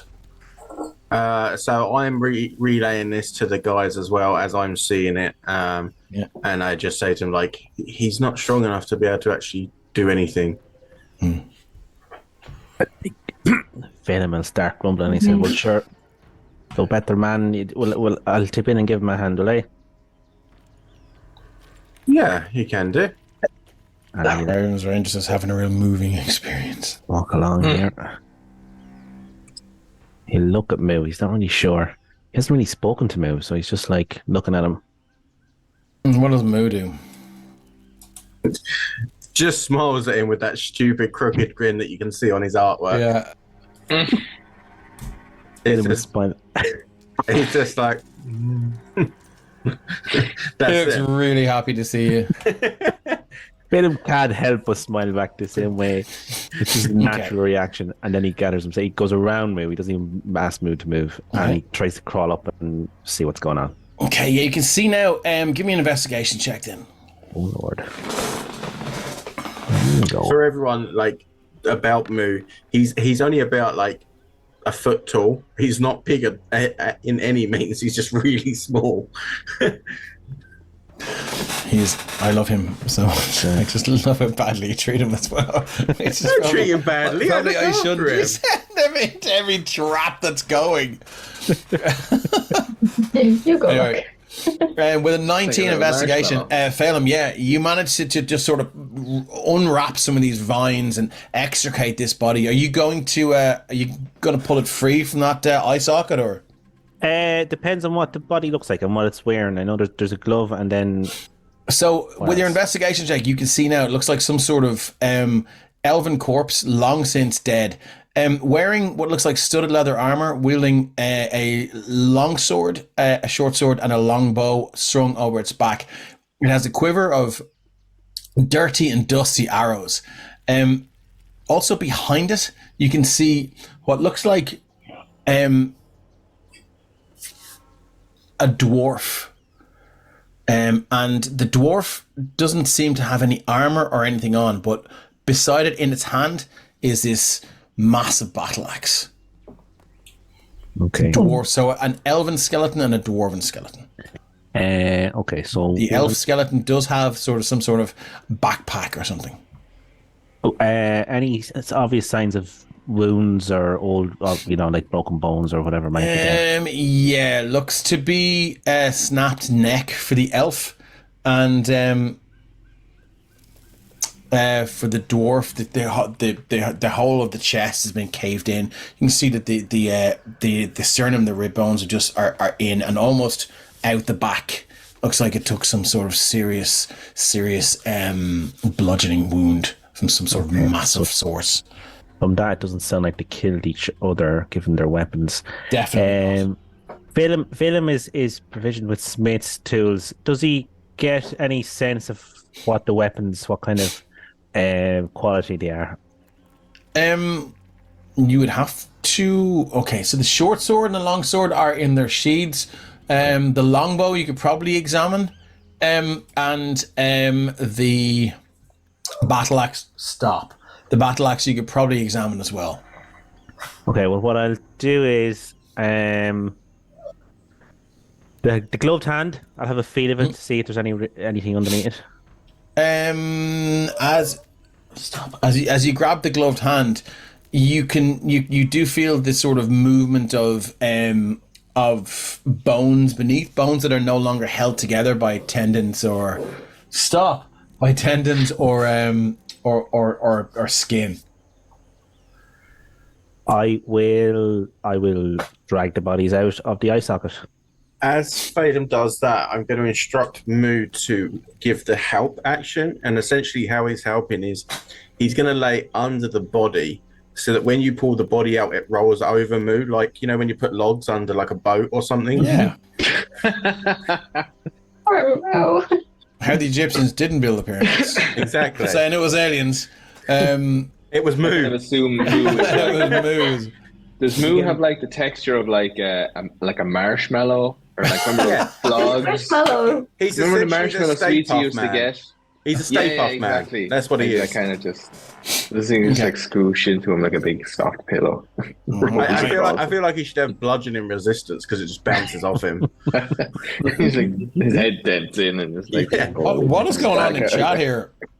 I don't know. Dad or they- Daddy, we came on illicit sex here. Dad or Daddy jokes. You came upon fatal elf dwarf tryst. Jesus Christ, chat. Tale as old as time. Babin FM says Doggo just you wants to leave join him your alone awesome for game. 5 Thanks, Babin minutes. FM. It's because Jawbreaker got in there. It suddenly got horny. Yeah, the fucking tone just plummets when she's here. Okay, yeah. So with the aid of Moo, you can certainly extract or extricate these bodies from there. What would you like to do with them? And remember, this is we do have warnings in the show, so it's an adult show. Before I'm going to leave them there on the ground, and I look back into the socket to see if there's anything revealed by moving the bodies. Okay, give me if you're looking from the top down to the bottom, I need a perception check. If you're going all the way in, then I'm going to need an investigation check. If you're using your hands, it's an investigation check. If you're using your eyes, it's perception. Okay. Yeah. I will kind of like, you know the way you lower yourself down into a jacuzzi, but you mightn't go down the full way. I'll kind of do that.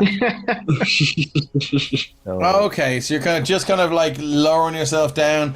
Yeah, now it's a good, I'd say, 12 feet down. right. So you're kind of now you're kind of working out the old triceps there by doing that kind of dip there, and you're holding yourself there on the edges. Can we see what's going on from so If you Nira guys, has kind of you can certainly see that back something's over. going on. If you guys want to move up, you certainly can. So I think Nira would Yeah. just be like calling out like Bam, how are you getting on? I'm just getting into it. What? Just getting into it. There's 2 bodies there. Have a look at them.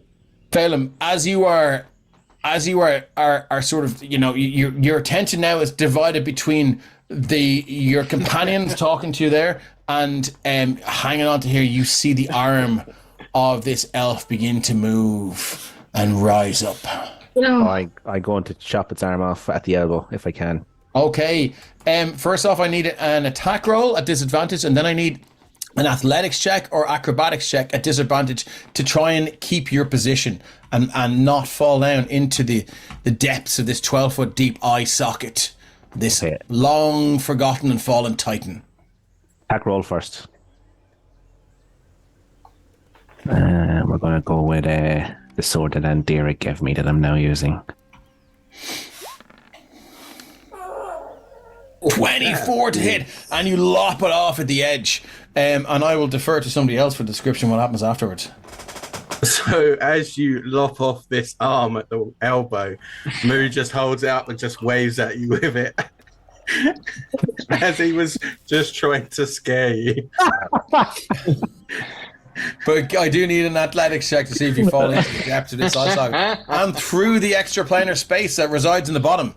10. DC was 12. So you're when you take that wild swing, the sword almost leaves your grasp, and you've one hand keeping yourself held firmly against the edge of this ancient titanic ocular socket, and for a split second you have to make a decision. Where does all your strength go? Not letting this wonderful new sword that you've got fly out of your grasp, or keep yourself held aloft and you just hold on to the sword and and slide down the inside of this ocular socket until you reach the bottom. And you land with a splash. There's this kind of thick, murky, black and brown liquid in the base of this thing. It stinks. It smells rot. That's if you've ever stood beside a hedge in the autumn when all those leaves that have fallen off are just beginning to rot, and you've got that sickly sweet smell as it just fills your nostrils now. I would like a Constitution saving throw, please, DC 12, or you will become poisoned. Constitution. Knowing that he's gone down there, I'm going to fly straight down the hole. I will Would we have say. seen him fall? You would have heard him fall and seen him fall. Phelan, does Phelan make a... What does Phelan's sort of noise of surprise sound like? The DC 12. What is it like? It's kind of like the noise you hear in an old folks' home when someone in the bed finally realizes that the visitors have arrived. It's like, That's very very specific. Eerily so. Wow. As Phelan just disappears down. So that's a 10, DC is 12. You are now poisoned, Phelan. You have the poison condition. If you want to look that up, I will get it for you now. Hold on now. I have advantage on saving throws against poison. Oh, well then we'll take whatever the advantage was there. That is a 20. Yes, you managed to resist. Nice. Yeah, you just you do swallow a mouthful of this brackish, rotting water, and it's not as bad as some of the ales and shit that you've tasted, but yeah, it's pretty disgusting, and you do feel this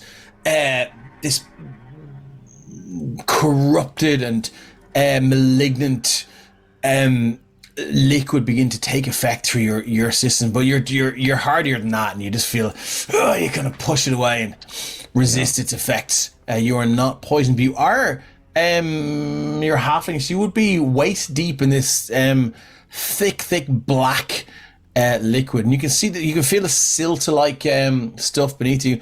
But you also feel something small, maybe about that big. Several of them begin to swim around your legs. Well, Phelan is going to do his best to scrabble out of there. Okay, so I'm going to give you an athletics check. If you fail the athletics check, then I'm going to go to my notes and I'm going to pull out the details for my necrotic grub that I created. I did say as well I wanted to fly straight down. So am I able to help at all? You sure can. Nero would bolt over as soon as he saw Phelan falling down. He'd call out. Yeah, once Phoenix jumps off, she's like, "Oh." Okay, cool. So I will fours dashing over. Okay, cool. So you move. Phoenix is over there. Okay, look, I would say Phoenix and Nero will get there first. Catherine, you can move back to where Andy is, and because Nero is.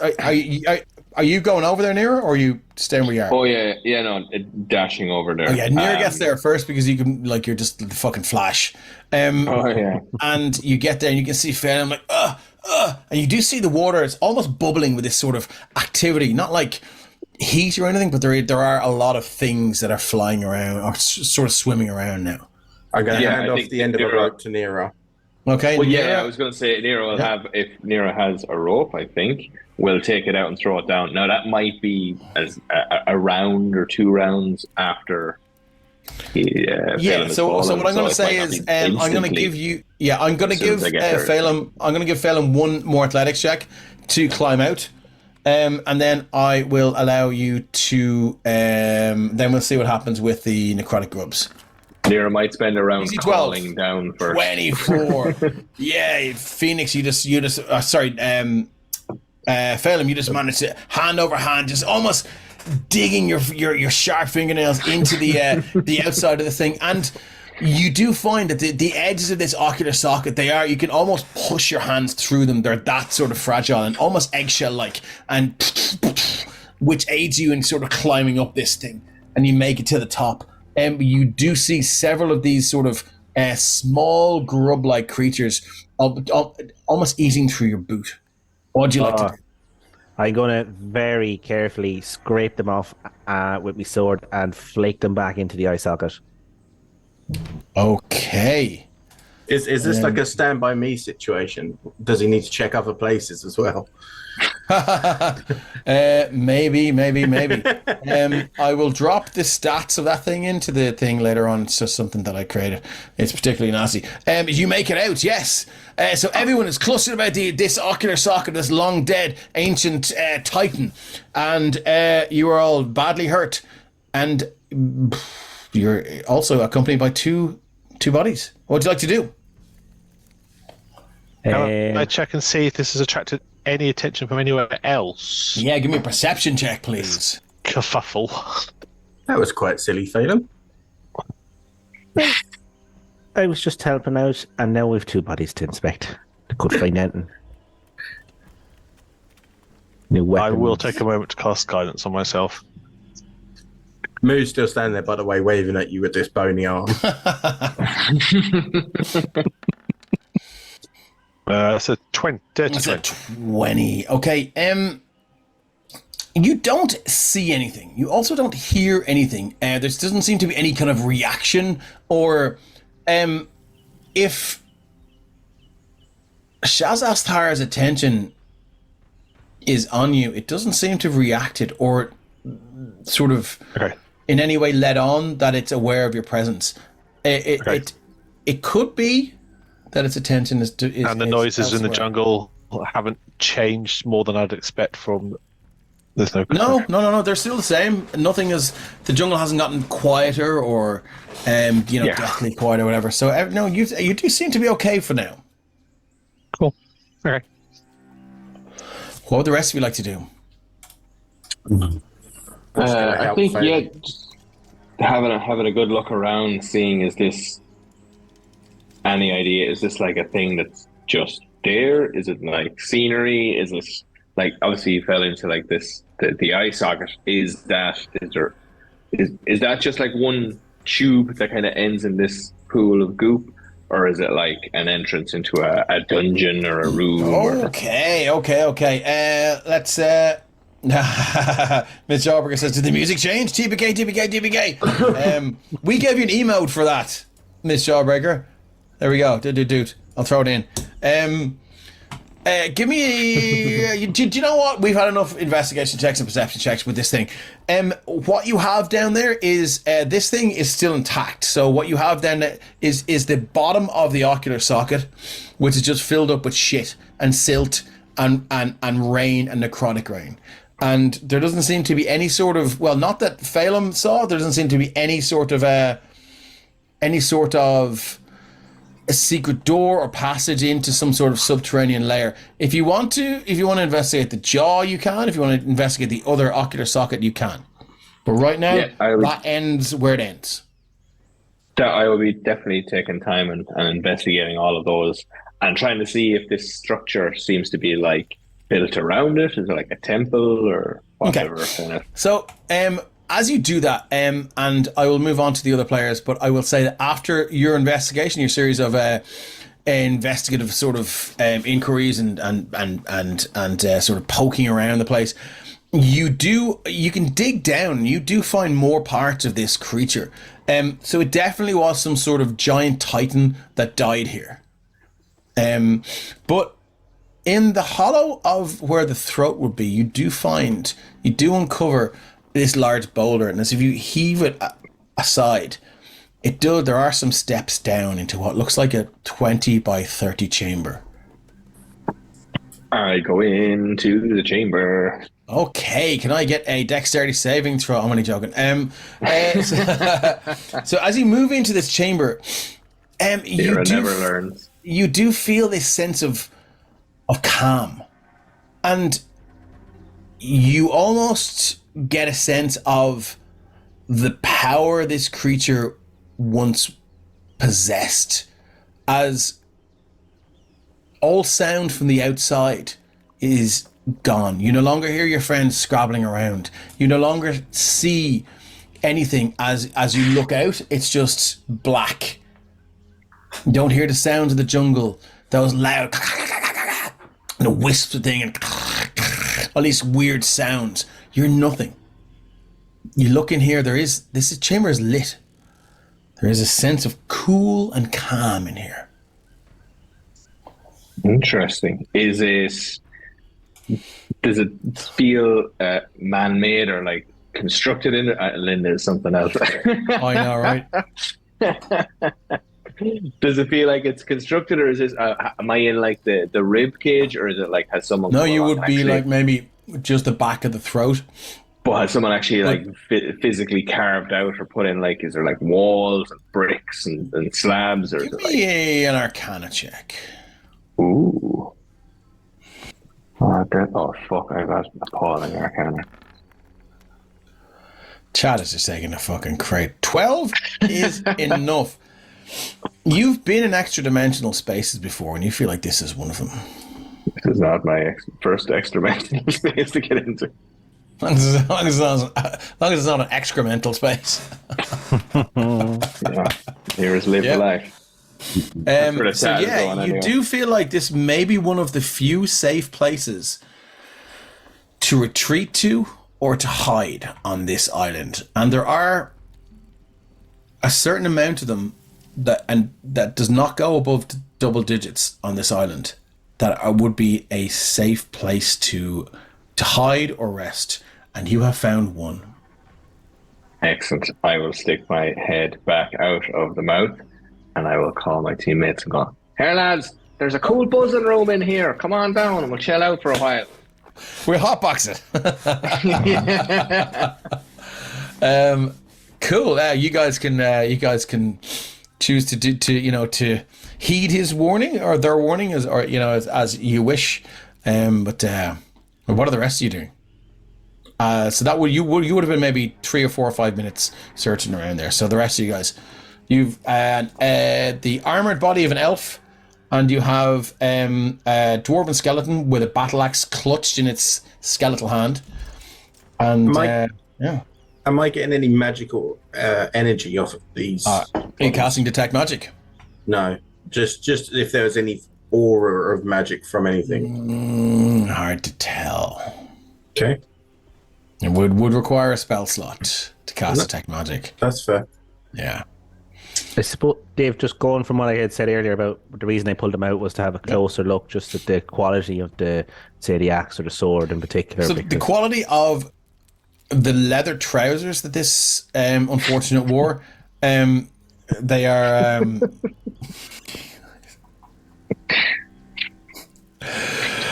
Okay, the quality of this creature's say leather trousers, they've completely almost rotted off. The belt is still there.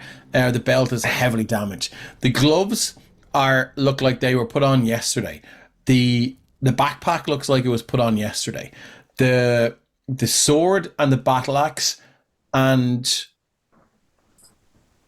the sword, the 2 swords, the battle axe and the bow all look like they're brand new. Okay.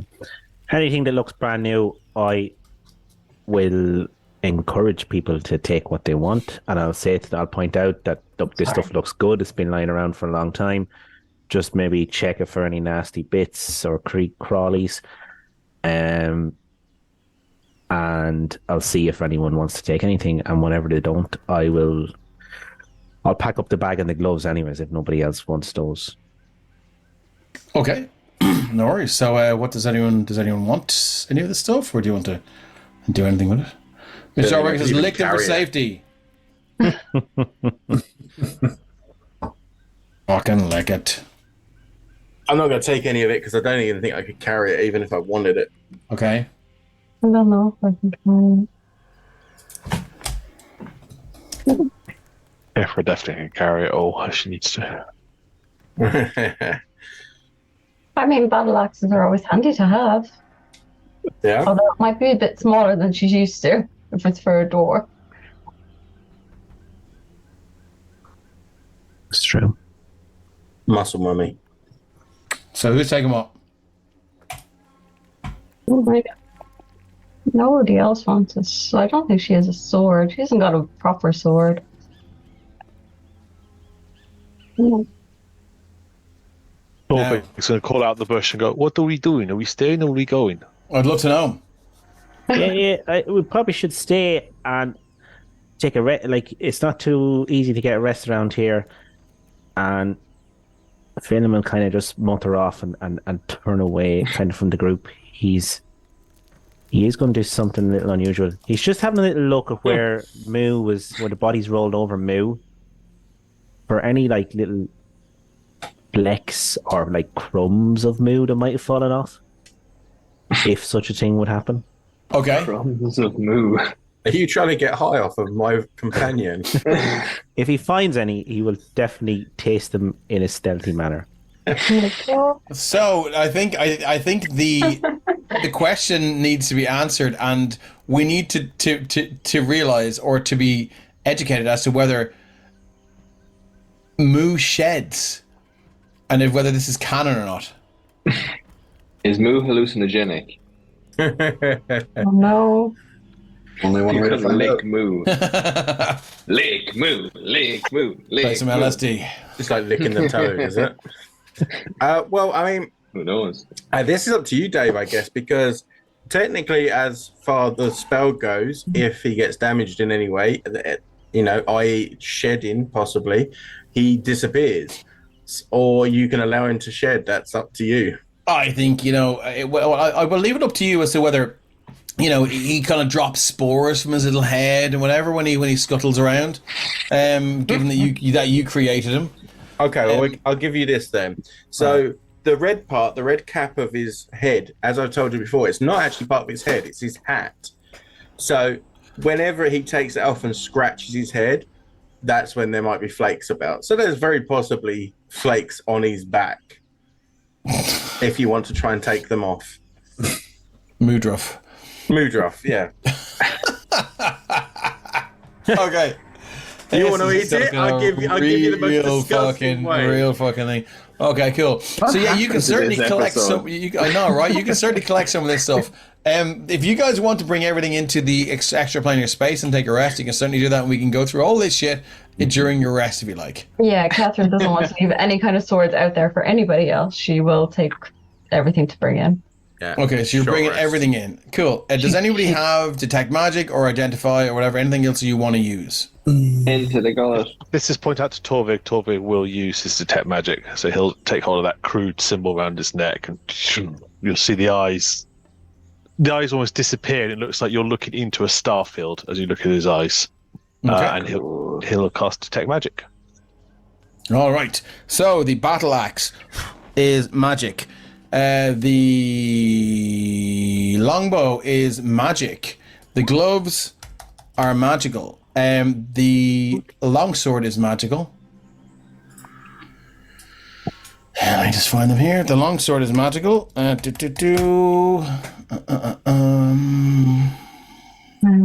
If the guys want to take 10 minutes per item, I can sit there and ritually cast it to get it out or to work out what they are. And the boots are magical. So that's what, 5 items? 4? Mm-hmm. Sorry. 1, the bow, the battle axe, the gloves, the longsword, the boots, and the short sword.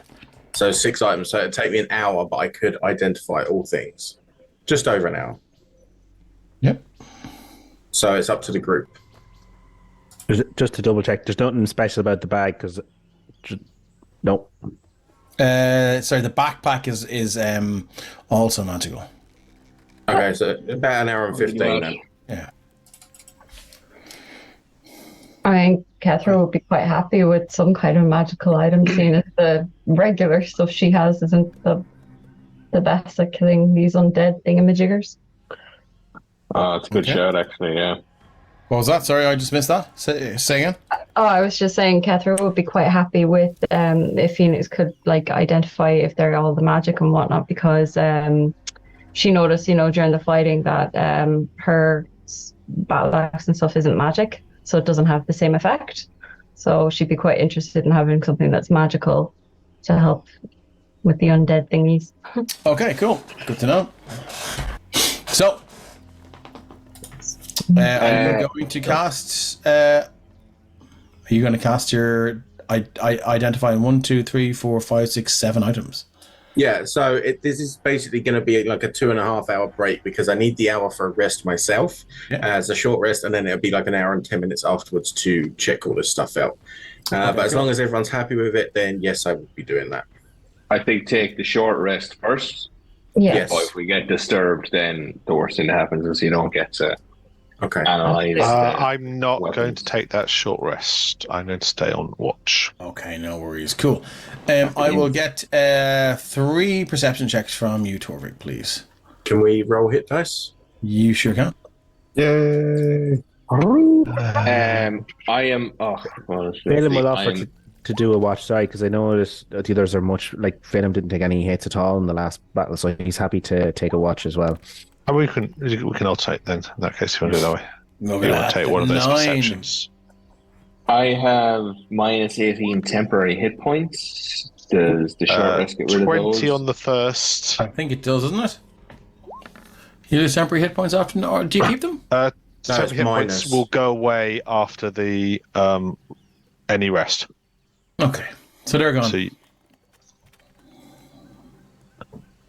So my 2 were a 20 and a 12, which would be the first and third of those good to watches, and Phelan will do the second one. All right, He's look at all taking these max rolls and hit dice. But just Okay. to confirm, so I've lost the minus temporary hit points. Yeah. But I don't get those hit points back. I just if you know what I mean, I can now the hit time. dice can. No, Yes. if your restriction is your gone, maximum. but the hit points aren't gone. Yeah. So the maximum has returns, but doesn't the hit Oh no, dice sorry. might This is from where the wraith dropped your maximum hit points.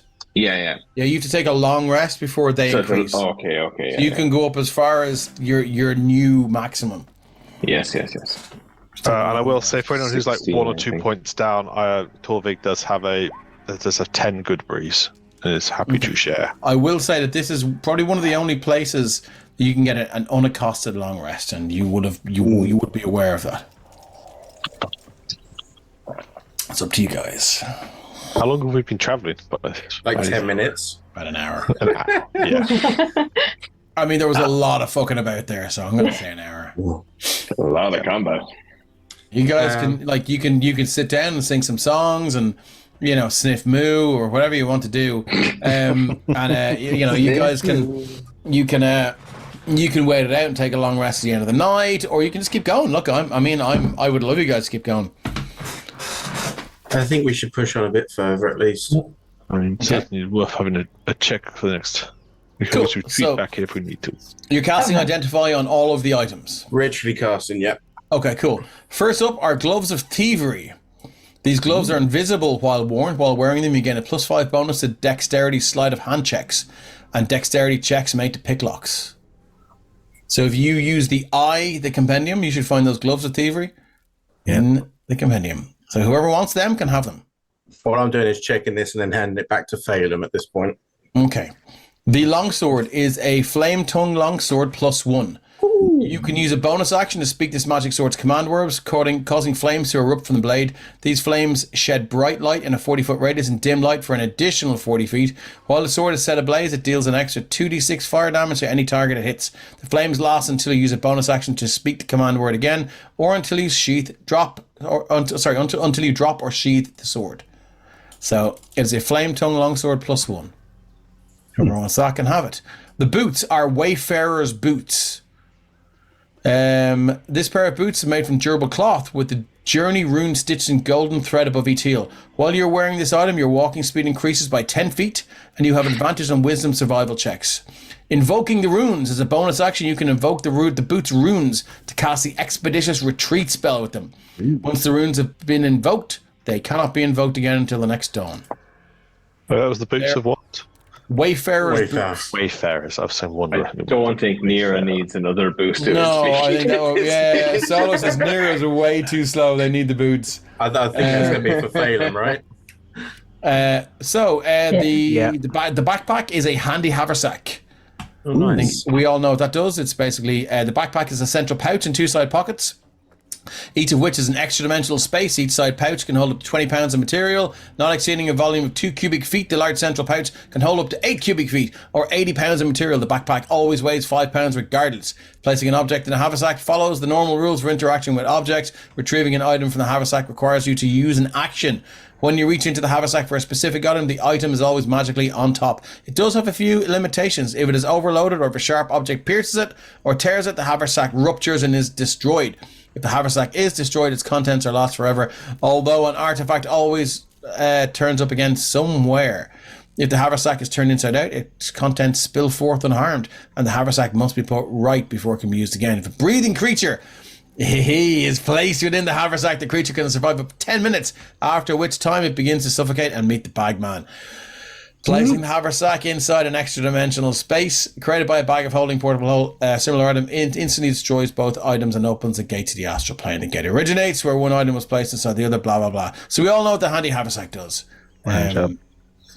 Next is the short sword. Is a bloodshed short sword, and this one is one of my favorite ones. It's a bloodshed short sword +1. The hilt of this sword bears a carnelian engraved with the blood rune. You can add your constitution modifier, minimum +1, to the damage rolls of attacks made with this weapon. Invoking the rune. When you target a creature with an attack using this weapon, you can invoke the sword's rune, causing it to flare with crimson light and infusing your attack with bloodthirsty precision. You then spend and roll one of your unspent hit dice and add the number rolled to the attack roll. You can choose to invoke the rune after rolling the d20. This attack hits. You can also spend any number of your unspent hit dice and add the total rolled to the weapon's damage. Oh, wow. Wow. Nice. That's pretty good. It's pretty lethal. I don't know. Was that all the items? Nope. Nope, there's still Last 2 more to go. Is your battle axe +1, which is just a standard battle axe +1. And then the longbow is a dragon wing bow. The limb tips of this magic bow are shaped like a dragon's wings, and the weapon is infused with the essence of chromatic, gem, or metallic dragon's breath. When you hit with an attack roll using this magic bow, the target takes an extra 1d6 damage of the same type as the breath infused in the bow. Acid, cold, fire, force, lightning, necrotic, poison, psychic, radiant, or thunder. In this case, it is acid damage. If you load no ammunition in the weapon, it produces its own, automatically creating one piece of magic ammunition when you pull back the string. The ammunition created by the bow vanishes the instant after it hits or misses a target. So, that's a dragon wing bow +1. Now, I will say, had you completely gone north, you would have missed all of this shit. Just a quick question. I just want to check who who has what so at this point in that regard. Because I don't want to... Gloves of Thievery, Flame Tongue Longsword, Wayfarer's Boots, Handy Haversack, Bloodshed Sword, Battle Axe +1, Dragon Wing Bow. That Bloodshed short sword is... it's a short sword, not a long sword. Yeah. Literally, the only thing useful to me right now would be the haversack. I can't use any of the other things. Immediately give you the haversack. There you go. But I don't mind not having it either. No, I will just give it to you. Yeah, here you go. Hand it over to you. Cool. To be fair, I was going to suggest you took the haversack anyway. Okay. I'm weak as fuck. So, and you're taking the haversack. So if you guys type, the first few words into the I part of Roll20, you should be able to drag and drop these items to your character sheets. Oh, beautiful. I wouldn't mind keeping the bloodshed short sword unless someone particularly wants it. No, that's great. I'll take the long sword if that's okay. Absolutely. I can't remember what that was called. I was going to ask for the short sword just to have a magic weapon, but I don't think Nero would get enough use out of it. I think definitely that. I think the short sword makes sense to Phelan. Yeah, definitely. Okay, well, if you say that, Phelan, I'll say like if you feel you're stuck, I can give it to you because I already have one magical short sword. So, what's your other what magical sword do you have? I have the one that Dira gave me magic way back in the day at the market. It is called a vicious short sword. What does that do? It does an extra 2d6 on a 20. Well, we could. So the only thing I would be looking for is that Nero doesn't have a magical weapon. Yeah. So if we're fighting anything that he can't. Is that magic? No. Battle Axe +1. Because Nero is a monk as well. I think a short sword might qualify as a monk weapon. I'll give it to you. Yes. So that would be the only reason so if not, you keep the bloodshed sword short. Sounds like epicness, but maybe I might swap and take the other one off you, just so if we fight something, I've got some sort of a magical weapon. Oh I yeah, don't think a long sword, bow and arrow, or any of those things would be useful for me. You want the vicious one? Is it the extra 2d6 on that 20? Yeah, if you don't mind. Well, I'll tell you what. Adira gave that to me as a gift. So I will say to you, I will loan that to you as a friend. I will be sure to drop it at some stage. And so I'll give you that. And grand. Yeah, well, I'll if we find something else that I could use as a magic weapon, because I have the dagger, but that's fucking cursed as well. So I could use that. And Torvik, you've used a good few bows. Do you want the? I can certainly make use of a dragon wing bow. Yeah. Yeah. I will accept this bow. I only have the one Oh. so far, so a spear would be. I have it twice. I have it in there twice. Nice not to have to worry about ammunition now. And That's the best bit about it.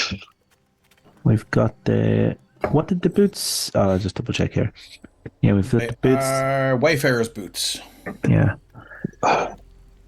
They also make sense for you to speed you up a bit. For Not myself, saying is you're it? not saying you're short, but you're short. Short legs means it will help you, speed you into battle a little more. That's true. And Phelan will slip off his old boots and slip them on.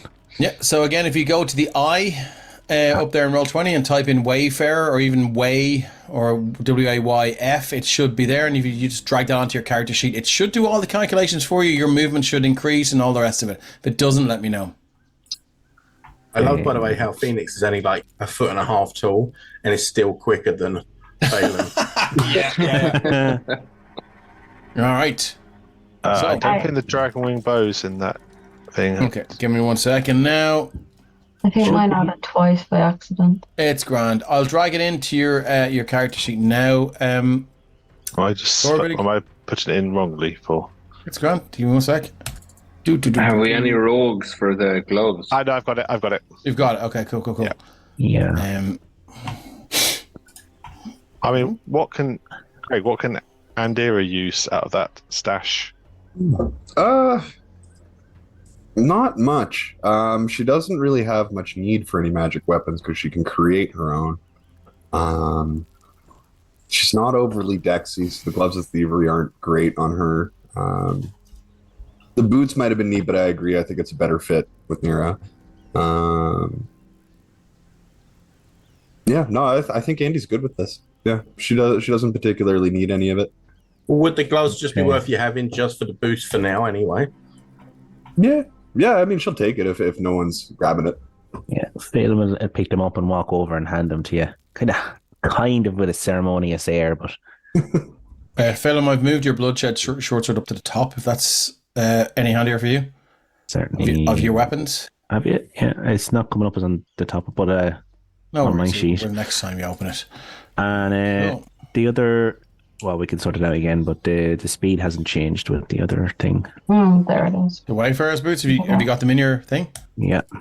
Okay, give me 1 second now. I'll have a look in there, dude. Uses equipped, yeah.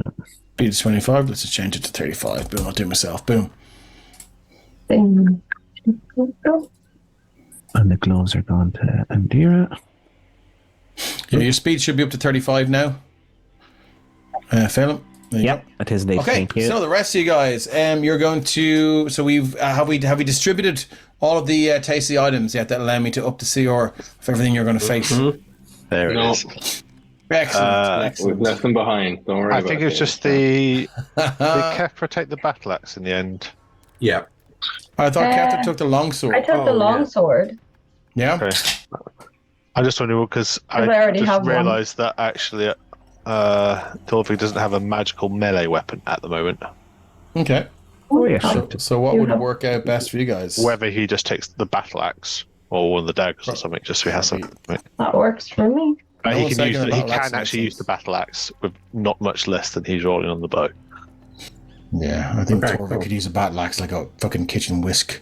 The size of him. I can use it to chop down trees and make firewood. It's fine. It's all You just chop down hands. Okay, cool. So we've distributed all of the tasty items. So I'm going to delete these from my all of the fucking minimized things from my screen, so I can actually see again. So are you guys going to long rest here? Or are you going to continue? You're going to continue on, aren't you? Didn't you say you were? Yeah. Yes. Okay, cool. So, you guys want to leave the relative safety of this thing now? No. If you want, you can try and conceal where you've been and hide the tracks, that lead down to this extra-dimensional space in sort of the Adam's apple or the throat of this ancient titan who died here in the island of Garthas eons ago. If you don't, you can leave it open and whatever you like. No, definitely would like to try to hide this. Okay. Yeah. Somebody give me a survival check, or two people give me survival checks, or somebody give me a survival check with advantage. We've already hidden the tracks.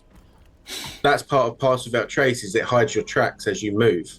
But it's only lasts for... How long does Pass Without Trace? Oh, for when we come out. Yeah, okay. Yeah, that's what I mean. Yeah, and also sort of to kind of hide the fact that this Yeah. is a safe space. Because it may not, if beings of power realize that these exist, they may choose to destroy them.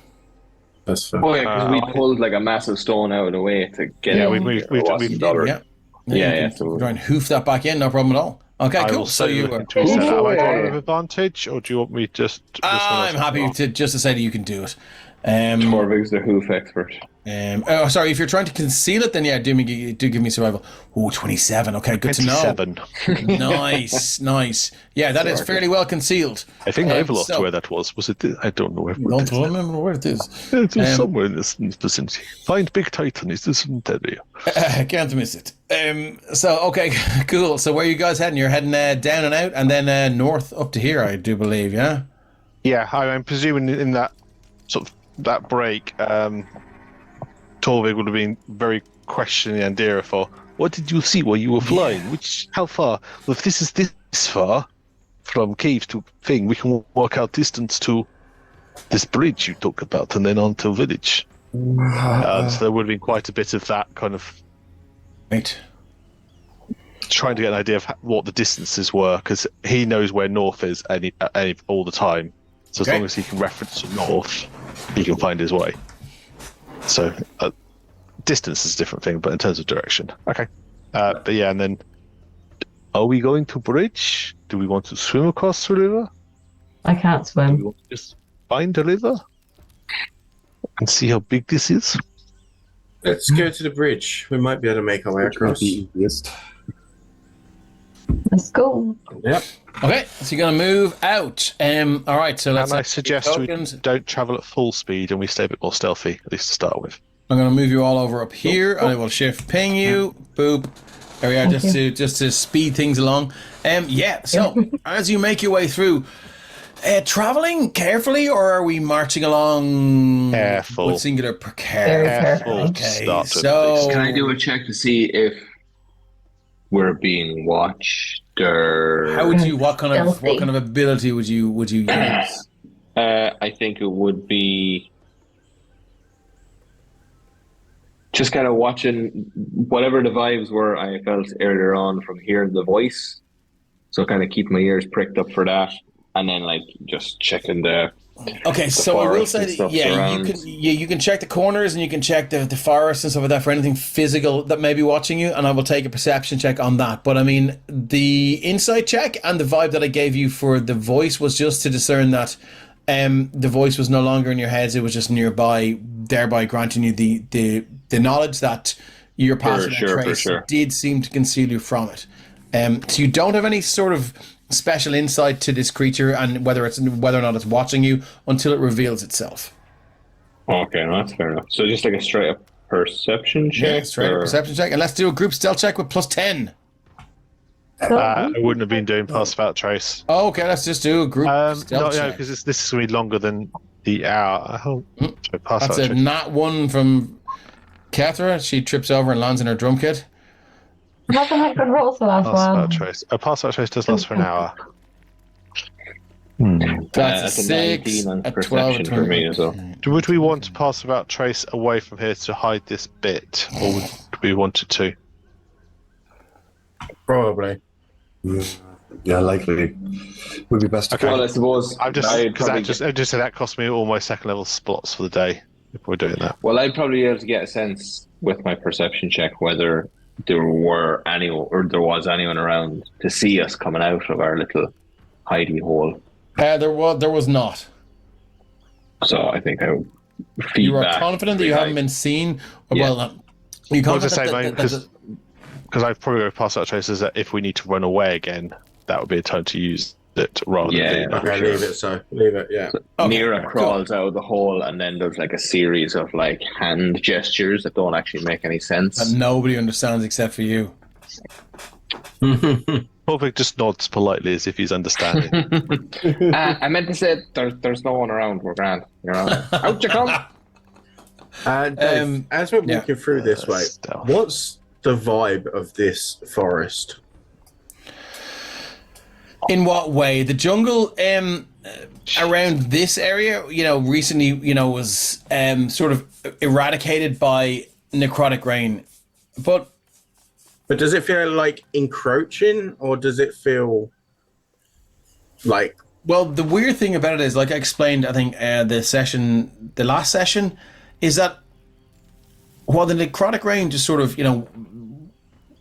blitzed across this jungle, completely withered all of the trees and brush, they are the first things back, and they're within a day they're back to where they were. Right. They're not sort of necrotized. They're not sort of in any way this kind of weird undead version of a plant. But a lot of the animals and small creatures that died, they are. So you do see a lot of sort of undead bullfrogs coming up and trying to this horrible blackened tongue will come out and like whip onto Kettra's boot, and it will just come up and try to bite the boot, but it can't get through the leather and stuff like that. So a lot of these creatures, you just swing the fucking longsword down and just cut it in half. And you do see. He's very excited with our new longsword. Yeah, and you do see the front half of this bullfrog is like immolated immediately, and the back half just hops off by itself. And so there are a lot of these, small creatures and critters that seem to be drawn to your life essence, and it's relatively easy to dispatch them. And you do see, I would imagine that Andira is almost hyper fixated on this, because they are undead creatures, and they're everywhere. And if you're afraid of bees or wasps like I am, this time of year it seems like they're everywhere. And I'm just like, I'm walking around like this, and Andira seems to have that same energy, except they're not flying at her. She's just looking around going, there's one. Eldritch blasts fucking flying out all over the place. Yeah. And you get a blast, and you get a blast. Yeah, pretty much. And I'm doing it 2 at a time now, too. Yeah. Ooh. Unlimited power.